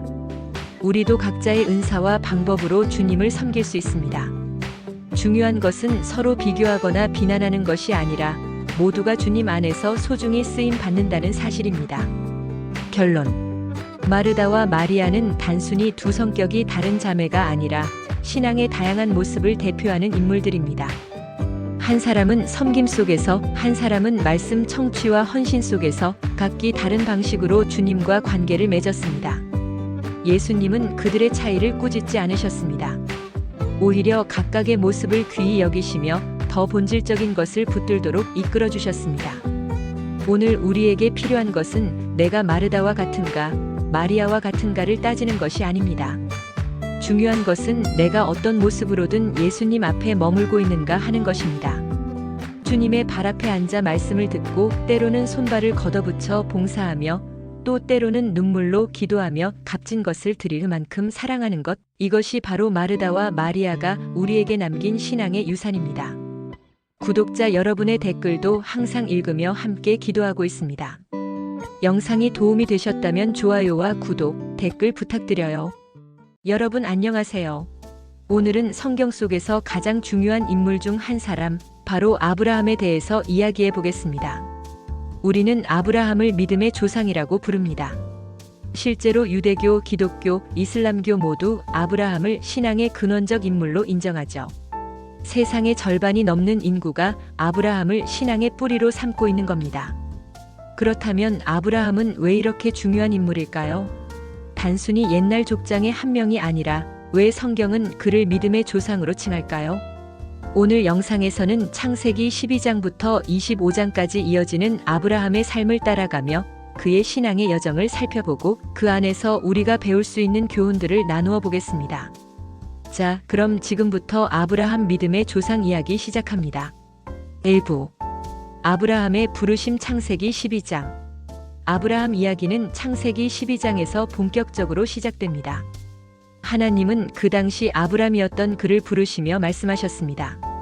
너는 너의 본토 친척 아비집을 떠나 내가 내게 보여줄 땅으로 가라. 내가 너로 큰 민족을 이루고 내게 복을 주어 내 이름을 창대케 하리니 너는 복이 될지라. 창 121이 여러분 상상해 보세요. 안정된 고향, 익숙한 문화, 친척과 가족들을 떠나서 어디로 가야 할지도 모르는 상황에서 단순히 하나님의 말씀만 붙들고 떠나는 것 쉽지 않은 결정입니다. 그런데 아브람은 즉시 순종합니다. 이것이 그의 믿음의 첫걸음이었습니다. 믿음이란 눈에 보이는 현실을 붙드는 게 아니라 하나님의 말씀을 붙드는 것임을 보여주는 장면이죠. 2부 가나안 땅 약속의 첫 발걸음 아브람은 하나님이 인도하신 가나안 땅에 도착합니다. 그런데 도착했을 때 상황은 전혀 이상적이지 않았습니다. 이미 그 땅에는 가나안 사람들이 살고 있었고 기근이 들어먹을 것도 부족했죠. 그래서 아브람은 잠시 애굽으로 내려가게 됩니다. 여기서 한 가지 흥미로운 사건이 일어나죠. 아브람은 아내 사레가 너무 아름다워서 사람들이 자신을 죽이고 사레를 빼앗아갈까 두려워 사레를 누이라고 속입니다. 이 장면은 아브람의 믿음에도 흔들림이 있었음을 보여줍니다. 믿음의 조상도 완벽하지 않았다는 것이에요. 그러나 하나님은 아브람의 실수에도 불구하고 그를 보호하시고 약속을 이어가십니다. 여기서 우리는 중요한 교훈을 얻습니다. 믿음은 완벽한 사람이 가지는 게 아니라 연약함 속에서도 하나님을 의지하려는 사람에게 주어지는 선물이라는 거죠. 3부 아브라함과 롯 창세기 13, 14장 가나안으로 돌아온 아브람은 조카 롯과 함께 머무릅니다. 그런데 서로 가축이 많아지면서 땅이 부족해 다툼이 생겼습니다. 아브람은 이렇게 말하죠. 우리는 한 친족이라 서로 다투지 말자. 내가 좌하면 나는 우하고 내가 우하면 나는 좌하리라. 창 138구 아브람은 믿음으로 양보합니다. 롯은 눈에 좋아 보이는 요단 강 주변의 기름진 땅을 선택하고 아브람은 덜 좋은 산지를 남겨봤습니다. 하지만 하나님은 그때 아브람에게 다시 약속하십니다. 너는 눈을 들어 동서남북을 바라보라. 내가 보는 땅을 내가 너와 내 자손에게 주리라. 창 1314-15 여기서 우리는 믿음의 또 다른 특징을 배웁니다. 믿음은 눈에 보이는 조건을 쫓는 게 아니라 보이지 않는 하나님의 약속을 붙드는 겁니다. 4부 아브라함과 멜기세덱 창세기 14장 롯이 소돔에 살다가 전쟁에 휘말려 끌려가게 됩니다. 아브람은 사람들을 이끌고 가서 롯을 구출해 오죠. 그때 등장하는 인물이 바로 살렘 왕 멜기세덱입니다. 그는 떡과 포도주를 가지고 나와 아브람을 축복합니다. 멜기세덱은 지극히 높으신 하나님의 제사장으로 소개되며 신약 히브리서에서는 예수님의 제사장직을 예표하는 인물로 해석됩니다. 아브람은 멜기세덱에게 소득의 10분의 1을 드리며 그의 권위를 인정합니다. 이 장면은 아브람이 단순한 족장이 아니라 하나님의 구속사 안에서 특별한 위치에 서 있는 인물임을 보여줍니다. 5부 언약 체결 창세기 15장 하나님은 아브람과 본격적으로 언약을 맺으십니다. 너의 자손이 하늘의 별과 같으리라. 창 155 아브람이 그것을 믿으니 하나님이 그의 믿음을 의로 여기셨습니다. 창 156 이 구절은 성경 전체에서 믿음으로 의롭다 함을 얻는다는 교리를 처음으로 밝힌 구절입니다. 하나님은 쪼갠 짐승 사이를 지나가심으로써 언약을 확증하십니다. 이는 고대 근동 문화에서 언약을 어기면 이렇게 찢어지리라는 의미였습니다. 그런데 놀랍게도 아브람이 아니라 하나님 홀로 지나가십니다. 즉, 언약 성취의 책임을 전적으로 하나님이 지시겠다는 것입니다. 6부 이스마엘 사건 창세기 16장. 아브람이 86세가 되었을 때 사레는 여전히 아이를 낳지 못했습니다. 그래서 사레는 여종 하갈을 통해 아이를 낳으라고 제안합니다. 그 결과 태어난 아들이 바로 이스마엘입니다. 하지만 이것은 하나님의 방법이 아니라 인간의 방법이었습니다. 결과적으로 아브람의 가정에 갈등이 생겼고 하갈은 고통 속에 광야로 도망가게 됩니다.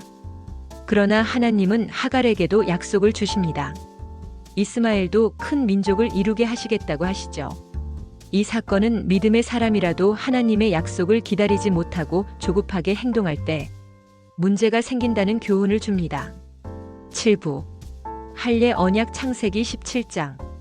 아브람이 99세가 되었을 때 하나님은 다시 나타나셔서 그의 이름을 아브람 높은 아버지에서 아브라하멜국의 아버지로 바꿔주십니다. 사레도 사라 공주로 이름이 바뀝니다. 그리고 언약의 표징으로 할례를 주십니다. 할례는 아브라함과 그의 후손이 하나님의 언약 백성임을 나타내는 표였습니다. 하나님은 사라를 통해 아들을 주시겠다고 약속하십니다. 아브라함은 웃으면서 믿기 힘들어했지만 하나님은 분명히 말씀하십니다. 내가 내 언약을 세우리니 그 이름을 이삭이라 하리라. 창 1719. 8부 소돔과 고모라 창세기 18, 19장. 아브라함의 믿음은 단순히 개인적인 축복을 받는데 그치지 않았습니다. 그는 열방을 위한 중보자의 역할을 합니다. 하나님이 소돔과 고모라를 멸망시키려 하실 때 아브라함은 담대히 하나님께 간구합니다. 의인 50명이 있다면 멸하시겠습니까? 45명이라면? 30명이라면? 10명이라도? 이 장면은 아브라함이 하나님의 공의와 긍휼을 동시에 이해하고 있었다는 걸 보여줍니다. 비록 소돔과 고모라는 멸망했지만 롯과 그의 가족은 구원받습니다. 9부 이삭의 출생 창세기 21장.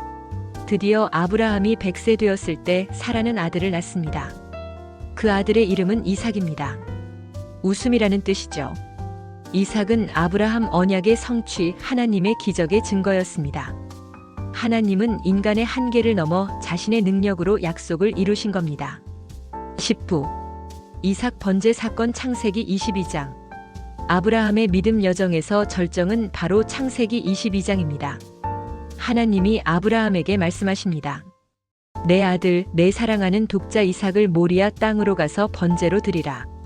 여러분, 이게 얼마나 충격적인 명령인지 상상해 보세요. 평생 기다린 아들, 약속의 아들을 바치라니요. 그런데 아브라함은 묵묵히 순종합니다.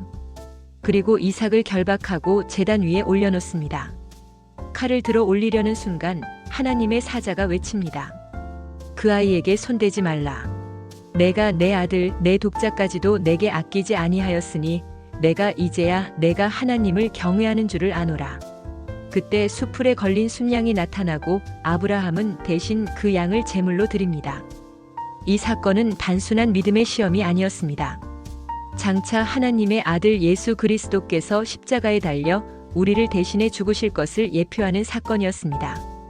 11부 사라의 죽음과 아브라함의 장례 창세기 23장. 사라가 127세에 죽자 아브라함은 가나안 땅에서 막벨라 굴을 사서 장례를 치릅니다. 이것은 하나님이 약속하신 땅에서 처음으로 아브라함의 소유가 된 땅이었습니다. 작은 무덤이었지만 그 안에는 큰 약속이 담겨 있었죠. 12부 아브라함의 마지막 창세기 24, 25장. 아브라함은 아들 이삭을 위해 리브가를 아내로 맞이하게 합니다. 이후 그는 175세를 살다가 세상을 떠나 막벨라 굴에 장사됩니다. 그의 삶은 완벽하지 않았습니다.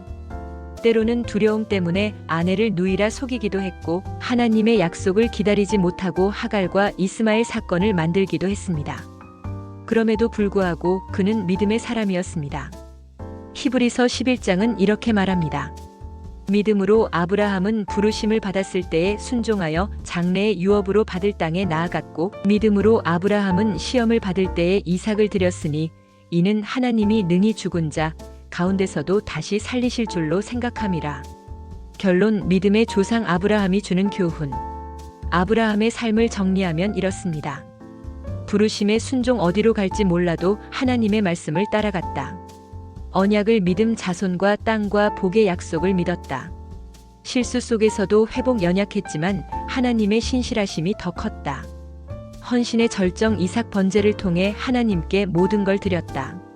믿음의 유산 그의 후손을 통해 메시아 예수 그리스도가 오셨다. 아브라함은 완벽한 사람이 아니었습니다. 하지만 그는 하나님의 말씀을 붙들고 때로 흔들리면서도 끝까지 믿음으로 살았습니다. 그래서 그는 믿음의 조상이라 불립니다.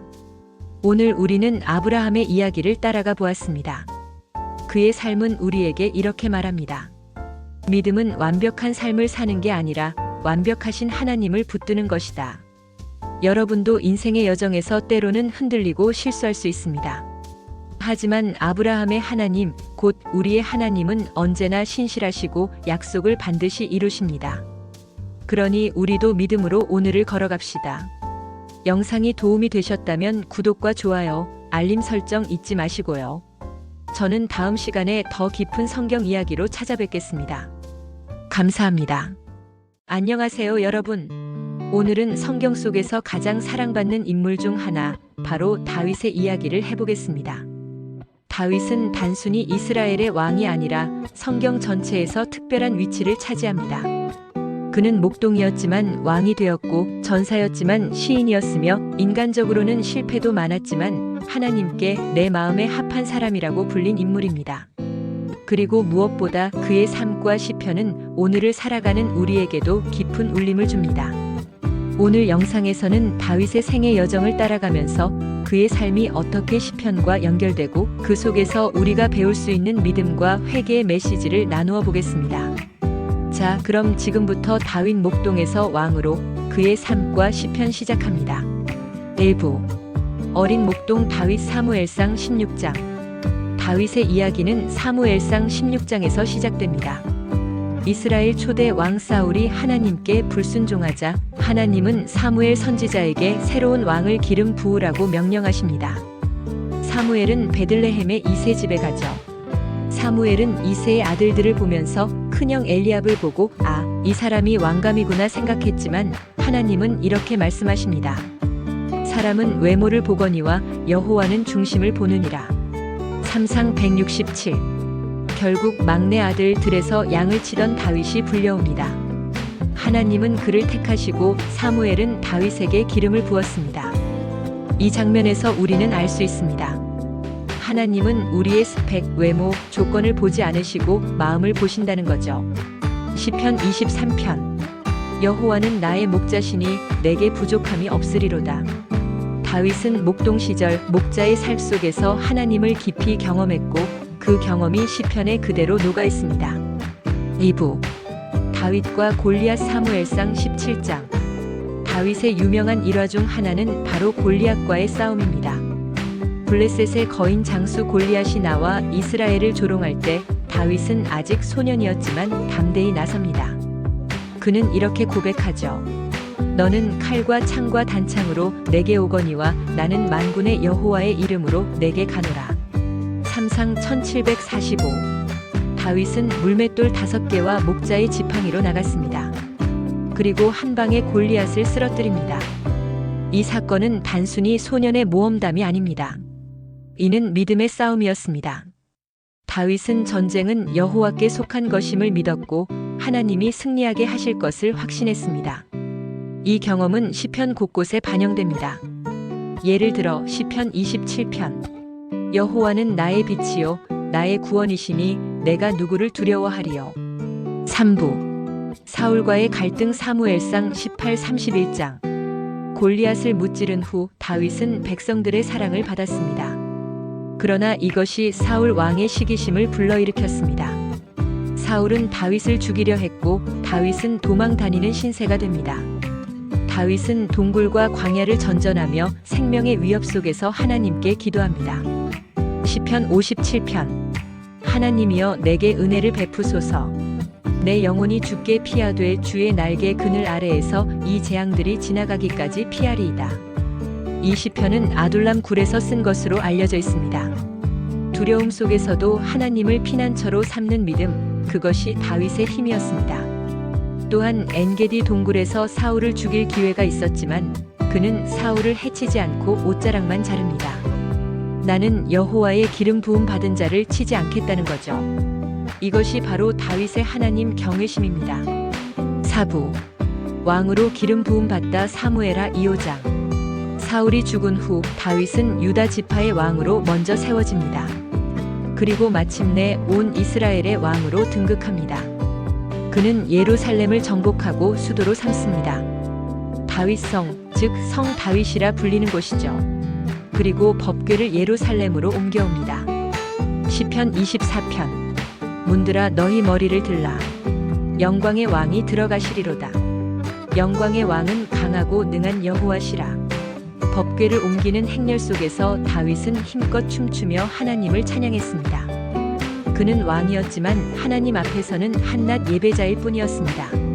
5부 다윗 언약 사무엘하 7장.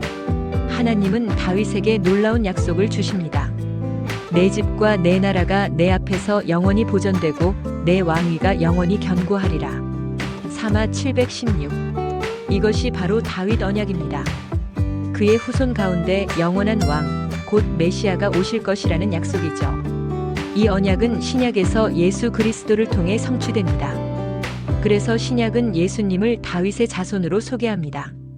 6부 다윗의 죄와 회개 사무엘하 11-12장. 다윗의 삶은 성공과 영광으로만 가득하지 않았습니다. 그는 밧세바 사건으로 큰 죄를 범합니다. 왕궁 옥상에서 밧세바를 보고 간음했고 그녀의 남편 우리야를 전쟁터에서 죽게 만들었습니다. 하나님은 나단 선지자를 보내 다윗을 책망하셨습니다. 다윗은 즉시 무너져 회개하며 시편 51편을 기록합니다. 시편 51편. 하나님이여 주의 인자를 따라 내 죄악을 지워주소서. 정한 마음을 창조하시고 정직한 영을 새롭게 하소서. 이 시편은 인간의 가장 깊은 죄와 그 속에서 하나님의 용서를 갈망하는 심령의 고백입니다. 다윗은 죄인이었지만 철저히 회개하는 사람이었습니다. 7부 고난과 가족 문제. 다윗의 죄의 결과로 그의 가정은 큰 어려움을 겪습니다. 암논이 다말을 범한 사건, 압살롬이 반역을 일으킨 사건, 왕권 다툼으로 이어진 비극. 다윗은 아버지로서 많은 눈물을 흘립니다. 시편 3편. 여호와여 나의 대적이 어찌 그리 많은지요. 주는 나의 방패시요 나의 영광이시요 내 머리를 드시는 자이시니다.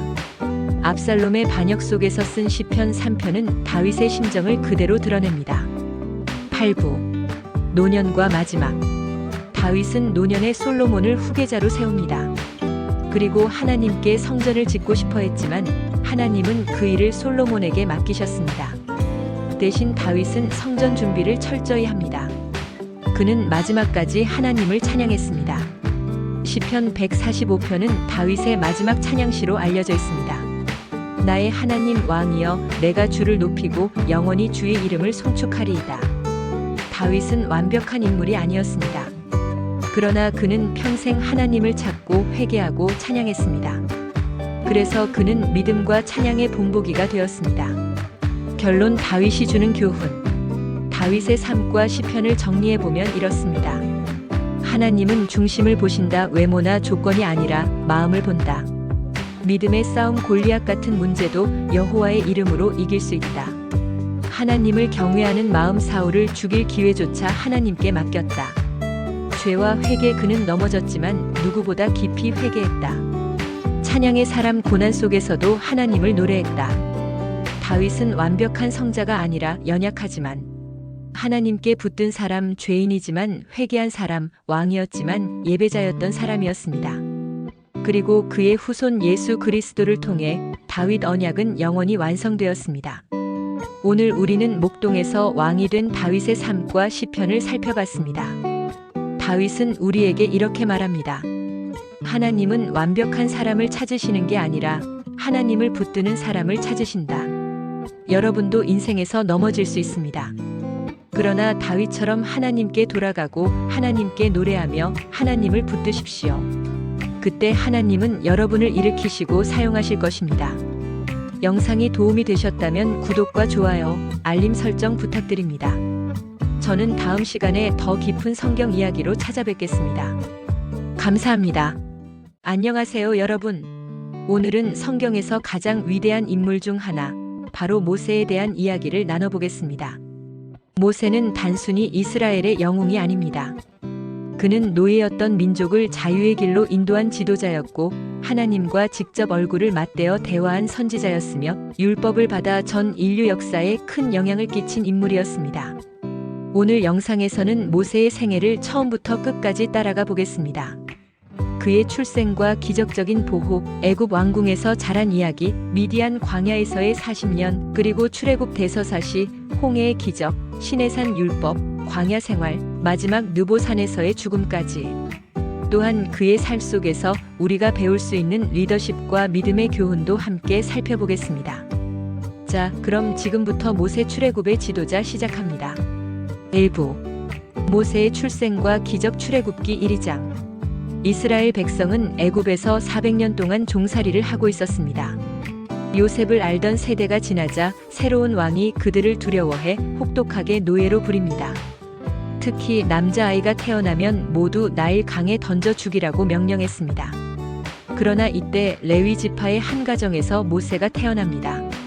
어머니 요게벳은 아기를 갈대 상자에 담아 나일 강에 띄워보냅니다. 놀랍게도 바로의 딸이 그 아기를 발견하고 모세를 입양합니다. 그리고 모세는 애굽의 왕궁에서 자라게 됩니다. 여러분, 여기서 우리는 하나님의 섭리를 봅니다. 가장 죽기 쉬운 환경에서 태어난 아이가 오히려 바로의 집안에서 자라나 앞으로 바로와 맞설 인물이 된 것이죠. 2부. 모세의 첫 번째 실패 출애굽기 2장. 모세는 애굽의 왕궁에서 최고의 교육을 받으며 성장합니다. 그러나 그는 자기 민족이 고통당하는 것을 보고 분노합니다. 어느 날 히브리인을 때리는 애굽 사람을 보고 그를 죽이고 모래에 묻습니다. 하지만 이 일이 발각되자 모세는 미디안 광야로 도망칩니다. 그곳에서 40년 동안 양을 치며 살아갑니다. 여기서 우리는 중요한 교훈을 얻습니다. 모세는 자기 힘으로 민족을 구하려 했지만 실패했습니다.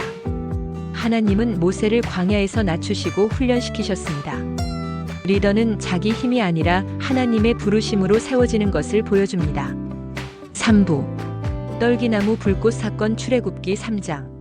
모세가 80세가 되었을 때 하나님은 호렙산에서 불타는 떨기나무 가운데 나타나십니다. 그런데 신기하게도 떨기나무는 타지만 사라지지 않았습니다. 하나님은 모세를 부르십니다. 내가 애굽에 있는 내 백성의 고통을 보았다. 이제 내가 너를 바로에게 보내어 내 백성을 인도하여 내게 나오게 하리라. 출 30:70. 그러나 모세는 연약함을 핑계로 듭니다. 나는 말이 둔한 자입니다. 내가 누구이기에 바로에게 가겠습니까? 하나님은 대답하십니다. 내가 반드시 너와 함께 하리라. 이 장면은 하나님이 쓰시는 사람의 조건이 완벽한 능력이 아니라 하나님과 함께하는 것임을 보여줍니다. 4부. 10가지 재앙과 출애굽기 72장. 모세는 바로에게 나아가 내 백성을 보내라고 외칩니다. 그러나 바로는 완강히 거부합니다. 그때 하나님은 애굽에 10가지 재앙을 내리십니다. 나일 강이 피로 변함, 개구리 재앙, 이 재앙, 파리 재앙, 가축 전염병, 종기, 우박, 메뚜기, 흑암, 장자 죽음. 마지막 재앙에서 하나님은 이스라엘에게 어린 양의 피를 문설주에 바르게 하셨습니다. 그러면 죽음의 천사가 넘어갔습니다. 이것이 바로 유월절의 시작입니다. 마침내 바로는 손을 들고 이스라엘 백성을 내보냅니다. 이 사건이 바로 출애굽입니다. 5부. 홍해의 기적 출애굽기 14장. 이스라엘은 애굽을 떠났지만 바로는 다시 군대를 이끌고 쫓아옵니다. 앞에는 홍해, 뒤에는 애굽 군대. 이스라엘은 공포에 빠집니다. 그때 모세는 이렇게 외칩니다. 너희는 두려워하지 말고 가만히 서서 여호와께서 오늘 너희를 위하여 행하시는 구원을 보라. 출 1413. 하나님은 바람으로 바닷물을 가르시고 이스라엘 백성은 마른 땅처럼 건넙니다. 애굽 군대가 따라오자 바다가 다시 합쳐져 그들을 덮어버립니다. 화면 전환 출애굽기 15장 노래 자막. 나는 여호와를 찬송하리니 그는 높고 영화로우시며 말과 그탄 자를 바다에 던지셨음이로다. 이것은 단순한 기적이 아니라 하나님이 구원자이심을 선포한 사건이었습니다. 6부 시내산과 율법 출애굽기 19, 20장. 이스라엘은 시내산에 도착합니다. 하나님은 산 위에 강림하시고 모세를 불러 십계명을 주십니다.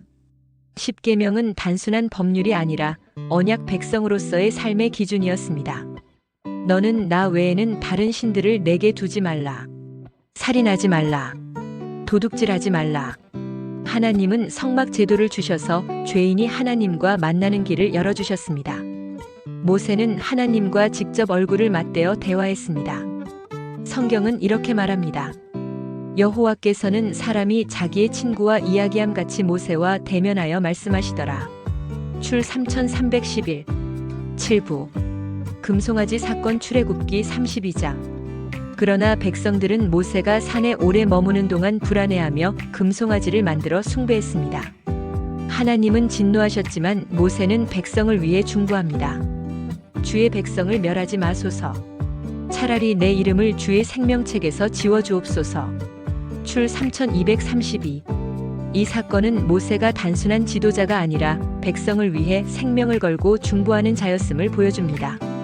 8부 광야의 시험 민수기. 이스라엘은 광야에서 끊임없이 불평했습니다. 물이 없다, 먹을 것이 없다, 애굽이 그립다. 하나님은 만나와 메추라기를 주시고 반석에서 물을 내십니다. 그러나 불순종한 세대는 가나안 땅에 들어가지 못합니다. 모세는 그 속에서 끝까지 인내하며 백성을 인도합니다. 9부 모세의 마지막 신명기 34장. 40년 광야 생활 끝에 이스라엘은 요단강 앞에 섭니다. 그러나 모세는 약속의 땅에 들어가지 못합니다. 그는 느보산에서 가나안을 바라보며 생을 마감합니다. 그 후에 여호와의 종 모세가 여호와의 말씀대로 모압 땅에서 죽었더라. 신 345. 이스라엘은 30일 동안 모세를 위해 애곡했습니다. 성경은 이렇게 기록합니다. 그 후에는 이스라엘의 모세와 같은 선지자가 일어나지 못하였으니 그는 여호와께서 대면하여 아시던 자라. 신 3410. 결론 모세가 주는 교훈. 모세의 삶을 통해 우리가 배울 수 있는 교훈은 무엇일까요? 하나님의 섭리 죽을 뻔한 아기가 민족의 지도자가 되었다. 부르심과 순종 나는 못합니다 했지만 하나님이 함께 하셨다. 하나님의 능력 10가지 재앙, 홍해, 만나와 반석의 물.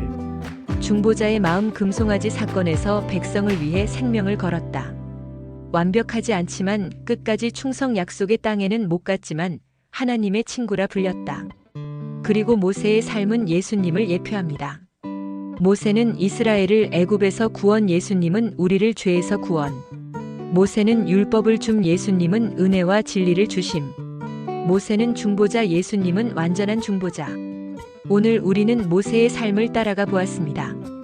그는 목자의 지팡이로 기적을 행했고 하나님의 말씀으로 민족을 이끌었으며 중보자의 마음으로 백성을 섬겼습니다. 모세의 이야기는 오늘 우리에게 이렇게 말합니다. 내가 연약해도 하나님이 함께 하시면 어떤 사명도 감당할 수 있다. 여러분도 인생에서 홍해 같은 벽에 부딪힐 때가 있을 겁니다. 그때 모세처럼 믿음으로 외치세요. 가만히 서서 여호와의 구원을 보라. 오늘 영상이 유익하셨다면 구독과 좋아요, 알림 설정 부탁드리고요. 저는 다음 시간에 또 다른 성경 인물 이야기로 찾아뵙겠습니다. 감사합니다. 오늘 우리가 이야기할 주제는 이스라엘 역사에서 가장 찬란하면서도 가장 비극적인 왕 솔로몬입니다. 많은 사람들이 그를 지혜의 상징으로 기억합니다. 솔로몬은 어린 나이에 왕위에 오르자 하나님께 부귀영화가 아닌 지혜를 구하였습니다. 그 순간 하늘로부터 내려온 응답은 이스라엘 왕국을 전무후무한 번영으로 이끌 지혜였습니다. 그는 백성들의 분쟁을 판단하는 재판에서 두 여인의 아이에 대한 분쟁을 지혜롭게 해결하며 온 세상에 그 이름을 널리 알렸습니다. 이 이야기는 오늘날까지도 솔로몬의 판결이라 불리며 정의와 지혜의 상징으로 남아 있습니다. 솔로몬의 지혜는 단지 판단에서만 드러난 것이 아니었습니다. 그는 학문과 문학, 건축과 외교 모든 분야에서 탁월한 능력을 보였습니다. 성경에는 그가 3,000편의 잠언을 지었고 1,005곡의 노래를 지었다 기록되어 있습니다. 또한 식물학과 동물학에도 통달하여 수많은 사람들이 그의 강의를 듣기 위해 이스라엘로 몰려들었습니다. 그의 지혜는 단지 종교적 권위가 아니라 실질적인 국가 운영의 능력이었습니다. 그 결과 이스라엘은 평화롭고 풍요로운 나라로 성장했습니다. 그의 치세가 가장 빛났던 순간은 예루살렘 성전에 대한 건축이었습니다. 솔로몬은 아버지 다윗이 준비한 재료와 자원을 통해 성전을 세웠습니다. 이 성전은 이스라엘 백성들에게 하나님의 임재를 상징하는 장소였고 온 세계에 이스라엘의 위상을 드러내는 상징물이 되었습니다. 레바논의 백향목과 황금, 보석이 성전에 사용되었으며 그 웅장함은 당시 어느 나라에서도 비교할 수 없었습니다. 솔로몬은 성전을 완성한 후 하나님께 장엄한 봉헌 기도를 드렸고 그 기도는 오늘날까지도 전해지고 있습니다. 솔로몬은 또한 국제 정치와 외교에서도 탁월했습니다. 그는 이집트, 바빌론, 두로 등 주요 국가들과 동맹을 맺고 무역을 활성화시켰습니다. 이스라엘은 홍해와 지중해를 연결하는 교역의 요충지가 되었고 금은, 보석, 향료와 같은 귀한 물품들이 나라 안으로 들어왔습니다. 특히 스바 여왕이 솔로몬의 지혜를 듣고 직접 방문한 이야기는 유명합니다. 그녀는 수많은 예물과 함께 왔으나 솔로몬의 말을 듣고 더 큰 감탄을 했습니다. 이는 솔로몬이 얼마나 탁월한 국제적 지도자였는지를 보여줍니다. 그러나 이 찬란한 영광 속에서 이미 몰락의 그림자가 드리우고 있었습니다. 솔로몬은 처음에는 하나님을 경외하며 겸손하게 나라를 다스렸으나 권력이 커지고 부가 쌓이자 그 마음이 흔들리기 시작했습니다. 그는 정략 결혼을 통해 수많은 이방 여인을 아내로 맞이했고 그들과 함께 이방 신을 예루살렘에 들여왔습니다. 성전 옆에는 우상의 제단이 세워졌고 백성들 중 일부는 그 우상에게 제사를 드리기 시작했습니다. 솔로몬의 마음이 처음 가졌던 순수한 신앙에서 멀어지면서 그 지혜는 점차 교만과 타협으로 변질되어 갔습니다. 이스라엘 백성들은 점점 증세와 노역에 시달렸습니다. 솔로몬은 성전과 궁전 건축 그리고 화려한 도시 계획을 위해 막대한 세금을 거두었고 수많은 사람들을 강제 노동에 동원했습니다. 백성들은 번영의 그늘 아래에서 피로와 불만을 쌓아갔습니다. 그의 부와 지혜는 외형적으로는 찬란했지만 내부적으로는 균열을 키우고 있었습니다. 솔로몬의 말년은 아이러니하게도 가장 화려하면서도 가장 불안정한 시기였습니다. 그는 점점 더 많은 궁전과 성을 짓고 사치를 누렸습니다. 왕의 궁정은 금으로 장식되었고 식탁에는 매일같이 각종 진귀한 음식들이 올라왔습니다. 그러나 그 호화로움은 곧 백성들의 고통 위에 세워진 것이었습니다. 세금과 부역은 더욱 가혹해졌고 사람들은 왕의 부귀와 자신의 빈곤을 비교하며 불만을 품기 시작했습니다. 성경은 솔로몬이 1,000명에 달하는 아내와 후궁을 두었다고 기록합니다. 이 많은 아내들은 대부분 외교적 동맹을 위한 정략 결혼이었습니다. 그러나 문제는 그 아내들과 함께 들어온 수많은 이방 신들이었습니다. 솔로몬은 처음에는 신앙을 지키려 했지만 결국 이방 여인들의 요구에 따라 그들의 신을 위한 제단을 예루살렘 곳곳에 세웠습니다. 이는 하나님을 향한 신앙의 배반이었고 왕국의 영적 기반을 흔드는 일이었습니다. 그 결과 하나님은 선지자를 통해 솔로몬에게 경고하셨습니다. 그의 사후 왕국이 분열될 것이라는 예언이었습니다. 솔로몬은 두려움 속에서도 이미 돌이킬 수 없는 길을 걸어가고 있었습니다. 권력과 욕망은 그를 사로잡았고 지혜는 더 이상 겸손과 경외로부터 나온 빛이 아니라 권력 유지를 위한 도구로 변질되었습니다. 말년의 솔로몬은 불안에 시달렸습니다. 주변 나라들에서 반란과 침략의 기운이 일어났습니다. 에돔과 아람에서 반역이 일어나고 한때 복속되었던 지역들이 독립하려는 움직임을 보였습니다. 솔로몬은 이를 억누르기 위해 군사력을 동원했지만 이미 내부적으로 피폐해진 백성들은 왕을 지지하지 않았습니다. 그가 죽음을 맞이했을 때 이스라엘은 겉으로는 여전히 부강했으나 속으로는 분열의 불씨가 활활 타오르고 있었습니다. 솔로몬이 죽은 뒤 그의 아들 르호보암이 왕위에 올랐습니다. 그러나 백성들은 더 이상 침묵하지 않았습니다. 그들은 세금과 노역을 줄여달라고 요구했지만 르호보암은 오히려 더 무거운 멍에를 지우겠다고 선언했습니다. 그 순간 10지파는 분노하며 왕국을 떠났고 북이스라엘을 세웠습니다. 남쪽에는 유다와 베냐민 지파만 남아 예루살렘을 수도로 삼았습니다. 이로써 다윗과 솔로몬이 세운 거대한 왕국은 단 한 세대 만에 두 동강 나고 말았습니다. 솔로몬의 지혜와 영광은 오늘날까지도 기억되고 있습니다. 그는 잠언과 전도서, 아가서와 같은 지혜 문학을 남겼습니다. 그러나 그의 몰락 또한 뚜렷하게 기록되어 있습니다.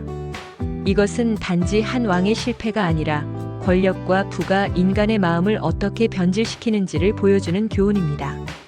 우리가 솔로몬의 삶에서 배울 수 있는 교훈은 분명합니다.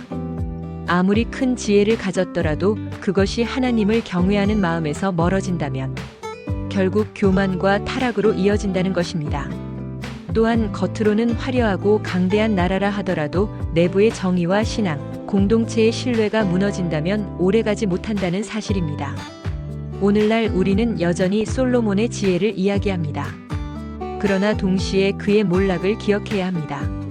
지혜는 단지 지식을 많이 아는 것이 아니라 그것을 어떻게 사용하느냐에 달려 있습니다. 권력과 부를 지혜롭게 사용하지 못하면 그 모든 것이 오히려 몰락의 원인이 될 수 있습니다. 솔로몬은 역사 속에서 가장 지혜로운 왕으로 기억되지만 동시에 가장 비극적인 결말을 맞은 왕이기도 합니다. 그의 이야기는 단순한 고대의 기록이 아니라 오늘을 사는 우리에게 던지는 질문입니다. 우리는 지혜를 어떻게 사용하고 있는가? 우리는 무엇을 위해 살아가고 있는가? 그리고 우리의 마음은 어디를 향하고 있는가? 결론. 솔로몬은 지혜와 부 권력을 모두 가졌던 왕이었습니다. 그는 성전을 건축하고 국제 무역을 발전시키며 이스라엘을 전성기로 이끌었지만 동시에 이방 신들을 받아들이고 교만과 사치에 빠져 신앙과 정의를 잃었습니다. 그 결과 왕국은 그의 사후 단 한 세대 만에 분열되었습니다. 지혜의 근원은 겸손과 경외. 지혜가 아무리 크더라도 하나님 혹은 신앙적 도덕적 중심을 떠나면 교만과 타락으로 이어집니다. 권력과 부의 이면을 경계해야 함. 화려한 번영 뒤에는 백성들의 고통이 있었고 내부의 균열이 결국 나라를 무너뜨렸습니다. 지도자의 책임. 지도자가 자신의 이익보다 공동체의 신뢰와 정의를 우선하지 않으면 조직과 사회는 오래가지 못합니다. 지혜의 올바른 사용. 지혜란 단순히 많은 지식을 아는 것이 아니라 그것을 어떻게 사용하여 사람과 사회를 이롭게 하느냐에 달려 있습니다. 솔로몬의 지혜와 몰락은 지혜와 권력이 교만이 아닌 겸손과 정의 위에서만 빛날 수 있음을 보여주는 역사적 교훈이라 할 수 있습니다. 오늘 우리가 이야기할 인물은 초대 교회를 세우고 복음을 로마 제국 전역에 퍼뜨린 위대한 사도 바울입니다. 그는 원래 예수의 제자가 아니었습니다. 오히려 교회를 박해하는 사람이었지요. 바울, 본래 이름은 사울이었습니다. 그는 유대 율법의 열심이었던 바리새인으로서 예수를 믿는 사람들을 체포하고 투옥하는 데 앞장섰습니다. 그러나 다메섹으로 가던 길에서 그는 놀라운 경험을 했습니다. 하늘에서 강한 빛이 비추며 예수께서 직접 그에게 나타나신 것입니다. 사울아, 사울아, 내가 왜 나를 박해하느냐? 이 음성을 들은 순간 그의 삶은 완전히 바뀌었습니다. 그가 만난 예수는 죽은 자 가운데 다시 살아나신 부활의 주님이었습니다. 그 사건 이후 사울은 눈이 멀었고 며칠 동안 금식하며 기도했습니다. 그리고 아나니아라는 제자를 통해 눈을 뜨게 되었을 때 그는 더 이상 교회의 박해자가 아니라 복음의 증인으로 거듭났습니다. 이 순간부터 그는 사울에서 바울이라는 이름으로 불리게 되며 생애 전부를 예수 그리스도의 복음을 전파하는 데 헌신하게 됩니다. 바울은 안디옥 교회에서 본격적으로 사역을 시작했습니다. 그는 바나바와 함께 파송을 받아 1차 선교 여행을 떠났습니다. 그들의 여정은 구브로 섬에서 시작하여 소아시아 지역으로 이어졌습니다. 바울은 회당에서 먼저 유대인들에게 복음을 전했지만 많은 경우 거절과 핍박을 받았습니다. 그러나 이방인들은 그의 메시지에 마음을 열었고 교회는 점차 확장되었습니다. 루스드라에서는 안진뱅이를 일으키는 기적을 행해 사람들의 놀라움을 샀으나 동시에 유대인들의 반발로 돌에 맞아 죽을 뻔하기도 했습니다. 그러나 그는 다시 일어나 복음을 전하기를 멈추지 않았습니다. 이 1차 여행을 통해 바울은 복음은 유대인뿐 아니라 모든 민족에게 열려 있다는 사실을 분명히 드러냈습니다. 이는 초대 교회 역사에서 매우 중요한 전환점이었습니다. 예루살렘 회의에서 사도들과 장로들은 이방인들도 할례와 율법의 짐을 지지 않고도 복음을 받아들일 수 있다는 결정을 내렸습니다. 바울은 이 결정을 통해 복음이 민족과 문화를 넘어서는 보편적 진리임을 강조했습니다. 바울의 2차 선교 여행은 실로 드라마틱했습니다. 그는 디모데를 제자로 맞이하고 루디아라는 여인을 통해 빌립보 교회가 세워졌습니다. 빌립보에서 바울은 감옥에 갇히기도 했습니다. 그러나 한밤중 찬송과 기도를 드릴 때 지진이 일어나 옥문이 열렸고 간수가 회심하는 놀라운 일이 벌어졌습니다. 또한 아덴에서는 철학자들과 논쟁하며 알지 못하는 신에 대해 설교했습니다. 그는 헬라 철학과 문화를 이해한 상태에서 복음을 설명하며 너희가 찾는 그 신이 바로 내가 전하는 예수 그리스도라고 말했습니다. 이는 바울이 단순히 전도자가 아니라 문화와 사상을 아우르는 지성인이었음을 보여줍니다. 고린도에서는 바울이 장막을 만들며 자비량으로 사역했습니다. 그곳에서 그는 1년 6개월 동안 머물며 교회를 세우고 후일 교회에 편지를 보냈습니다. 그의 서신들은 단순한 편지를 넘어 신학의 기초가 되었고 오늘날까지도 신앙의 근본 가르침으로 읽히고 있습니다. 이렇듯 바울의 여정은 단순한 여행이 아니라 하나님 나라를 세우는 발걸음이었습니다. 매 도시마다 그는 핍박을 받았지만 동시에 새로운 믿음의 공동체를 세웠습니다. 그의 사역은 실패와 성공을 넘어 하나님의 뜻이 어떻게 역사 속에서 이루어지는지를 증거했습니다. 바울의 3차 선교 여행은 그의 사역 가운데 가장 길고 깊은 여정이었습니다. 그는 에베소에 오랫동안 머물며 복음을 전했습니다. 에베소는 로마 제국에서 가장 번성한 도시 중 하나였고 아르테미스 신전으로 유명했습니다. 그곳에서 바울은 복음을 전하며 수많은 이들을 제자로 삼았고 심지어 마술책과 우상을 불태우는 회심의 역사가 일어났습니다. 그러나 동시에 우상 장사꾼들의 반발이 크게 일어나 도시가 소동에 휩싸이기도 했습니다. 이 사건은 복음이 단순히 개인의 신앙 문제를 넘어 사회와 경제 구조까지 뒤흔드는 힘을 지니고 있음을 보여줍니다. 바울은 에베소에서 고린도 교회, 갈라디아 교회, 빌립보 교회 등 여러 공동체에 편지를 보냈습니다. 이 서신들은 단순한 목회적 조언을 넘어서 기독교 신학의 핵심을 담고 있습니다. 그는 믿음으로 의롭게 된다는 진리를 강조하며 율법의 행위가 아닌 예수 그리스도의 은혜로 구원받는다는 복음을 선포했습니다. 3차 여정을 마친 바울은 다시 예루살렘으로 향했습니다.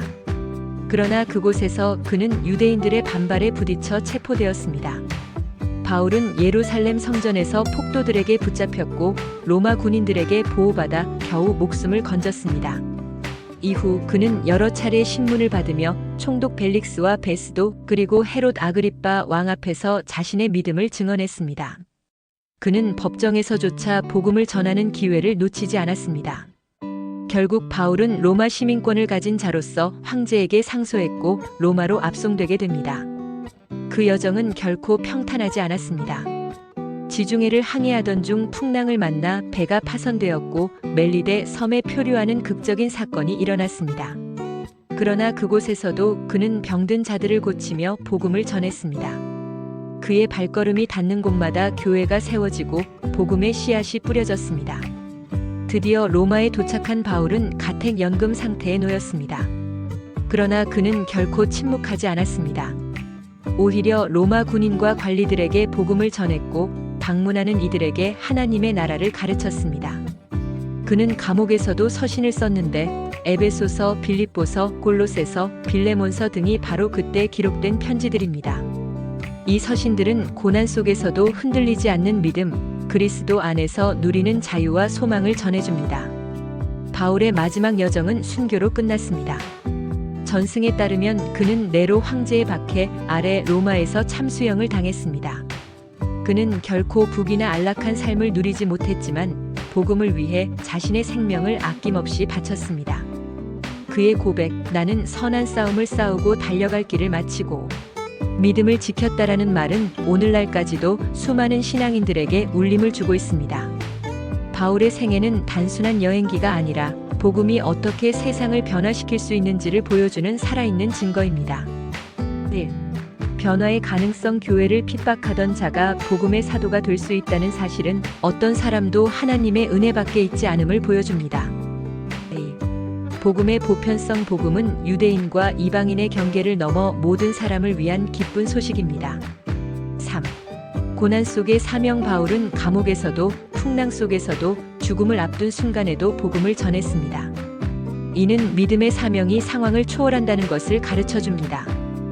4. 신앙의 유산. 바울이 남긴 서신은 오늘날까지도 교회의 기초가 되고 있으며 세대를 넘어 신앙의 길을 비추는 빛입니다.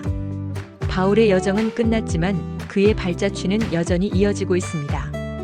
복음은 그가 심은 씨앗처럼 로마 제국을 넘어 전 세계로 퍼져나갔습니다. 그리고 오늘 우리는 그의 삶을 통해 다시 묻습니다. 나는 어떤 여정을 걸으며 무엇을 위해 내 삶을 드리고 있는가? 오늘도 함께 해주셔서 감사합니다. 궁금한 성경 속 인물이 있으시면 댓글로 남겨주세요. 구독과 좋아요로 하나님 말씀 함께해요. 오늘 우리가 함께 살펴볼 인물은 성경 속 자매 마르다와 마리아입니다. 그들은 예수님께서 여러 차례 방문하신 베다니 마을의 가정에서 살았습니다. 이 집은 단순한 가정이 아니라 예수님의 사역과 삶에 특별히 깊이 연결된 곳이었습니다. 예수님은 그들의 집에서 휴식을 취하시고 교제를 나누시며 특별한 사건들을 통해 제자들과 오늘 우리에게 중요한 교훈을 주셨습니다. 먼저 우리가 가장 잘 아는 장면은 마르다와 마리아가 예수님을 대접하던 순간입니다. 마르다는 분주하게 음식을 준비하고 집안일을 돌보며 예수님을 섬겼습니다. 그녀는 최선을 다해 손님을 맞이했지만 마음은 점점 불안과 분주함으로 가득해졌습니다. 반면 마리아는 예수님의 발치에 앉아 그분의 말씀을 듣고 있었습니다. 마르다는 불평하며 예수님께 제 동생이 저 혼자 일하게 두는 것을 걱정하지 않으십니까? 라고 말했습니다. 그때 예수님은 온화하지만 단호하게 대답하셨습니다. 마르다야, 마르다야, 내가 많은 일로 염려하고 근심하나 마리아는 좋은 편을 택하였으니 빼앗기지 아니하리라. 이 사건은 단순한 가정 내의 일이 아니라 신앙생활의 본질을 보여주는 장면입니다. 마르다는 섬김을 통해 예수님을 존중했지만 마음은 일에 치여 평안을 잃었습니다. 마리아는 외적인 섬김보다 먼저 말씀을 듣는 자리를 택했습니다. 이것은 봉사와 예배의 균형이라는 중요한 교훈을 줍니다. 마르다와 마리아의 또 다른 중요한 순간은 그들의 오라비 나사로가 죽었을 때입니다. 예수님은 나흘이나 늦게 베다니에 도착하셨습니다. 마르다는 먼저 달려나와 예수님께 말했습니다. 주께서 여기 계셨더라면 내 오라버니가 죽지 아니하였겠나이다. 그러나 주께서 무엇이든 하나님께 구하시는 것을 하나님이 주실 줄 아나이다. 그녀의 말에는 아쉬움과 믿음이 동시에 담겨 있었습니다. 예수님은 마르다에게 말씀하셨습니다.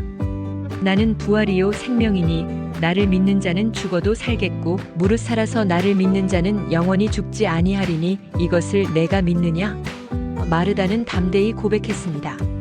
주는 그리스도시요 세상에 오시는 하나님의 아들이신 줄 내가 믿나이다. 이 고백은 베드로의 신앙 고백과도 같은 강력한 신앙의 증언이었습니다. 마르다는 단순히 집안일에 바쁜 여인이 아니라 신학적으로 깊은 믿음을 가진 제자였음을 알 수 있습니다. 한편 마리아는 예수님께 와서 눈물을 흘리며 같은 말을 했습니다. 주께서 여기 계셨더라면 내 오라버니가 죽지 아니하였겠나이다. 그러나 그녀의 반응은 마르다와 달리 통곡과 눈물이었습니다. 이때 예수님은 크게 감동하시고 눈물을 흘리셨습니다. 성경은 짧게 기록합니다. 예수께서 눈물을 흘리시더라. 이는 예수님의 인성과 사랑을 보여주는 강력한 장면입니다. 예수님은 마르다의 신앙 고백 앞에서는 진리를 선포하셨고 마리아의 눈물 앞에서는 함께 우셨습니다. 즉 예수님은 각 사람의 필요에 맞게 다가가셨습니다.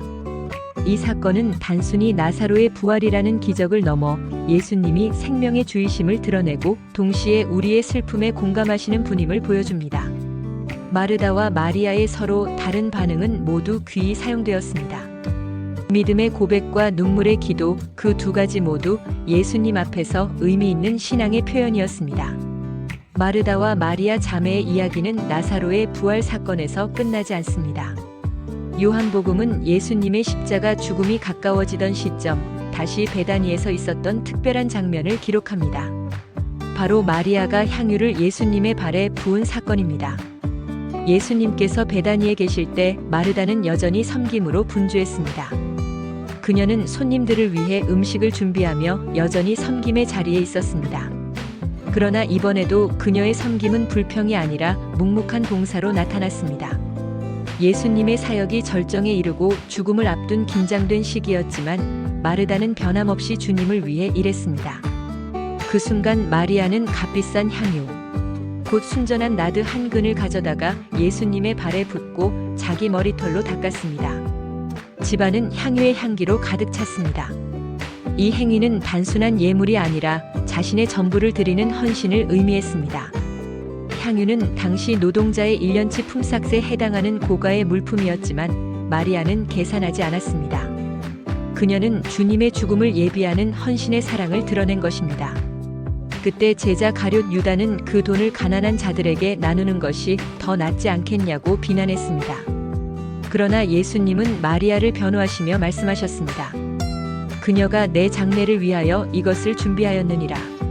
예수님은 마리아의 행위 속에서 자신이 걸어가야 할 십자가의 길을 보셨고 그녀의 헌신을 누구보다 귀히 여기셨습니다.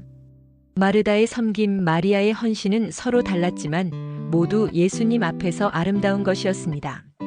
마르다는 여전히 섬김의 은사를, 마리아는 예배와 헌신의 은사를 드러냈습니다. 두 사람은 서로 달랐지만 모두 주님 안에서 귀히 쓰임 받았습니다. 오늘 우리에게 주는 교훈, 봉사와 말씀의 균형. 마르다의 분주함과 마리아의 말씀 청취는 신앙의 두 축을 보여줍니다. 우리는 봉사를 소홀히 할 수도 말씀 듣기를 뒤로 미룰 수도 없습니다. 신앙은 행동과 영성이 균형을 이룰 때 건강하게 성장합니다. 신앙 고백과 눈물의 기도. 나사로 사건에서 마르다는 담대한 고백을, 마리아는 진실한 눈물을 드렸습니다. 예수님은 고백에는 진리를 선포하시고 눈물에는 함께 우셨습니다. 이는 주님이 우리의 믿음과 감정을 모두 받아주신다는 것을 보여줍니다.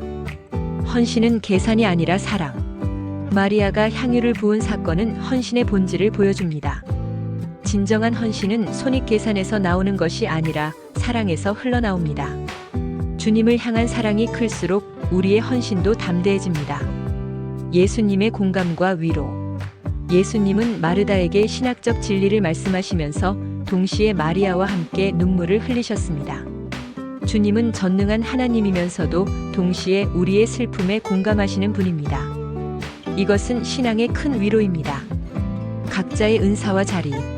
마르다는 섬김으로, 마리아는 예배와 헌신으로 주님께 나아갔습니다.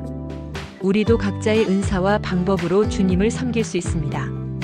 중요한 것은 서로 비교하거나 비난하는 것이 아니라 모두가 주님 안에서 소중히 쓰임 받는다는 사실입니다. 결론. 마르다와 마리아는 단순히 두 성격이 다른 자매가 아니라 신앙의 다양한 모습을 대표하는 인물들입니다. 한 사람은 섬김 속에서, 한 사람은 말씀 청취와 헌신 속에서 각기 다른 방식으로 주님과 관계를 맺었습니다. 예수님은 그들의 차이를 꾸짖지 않으셨습니다. 오히려 각각의 모습을 귀히 여기시며 더 본질적인 것을 붙들도록 이끌어 주셨습니다. 오늘 우리에게 필요한 것은 내가 마르다와 같은가, 마리아와 같은가를 따지는 것이 아닙니다. 중요한 것은 내가 어떤 모습으로든 예수님 앞에 머물고 있는가 하는 것입니다. 주님의 발 앞에 앉아 말씀을 듣고 때로는 손발을 걷어붙여 봉사하며 또 때로는 눈물로 기도하며 값진 것을 드릴 만큼 사랑하는 것, 이것이 바로 마르다와 마리아가 우리에게 남긴 신앙의 유산입니다. 구독자 여러분의 댓글도 항상 읽으며 함께 기도하고 있습니다.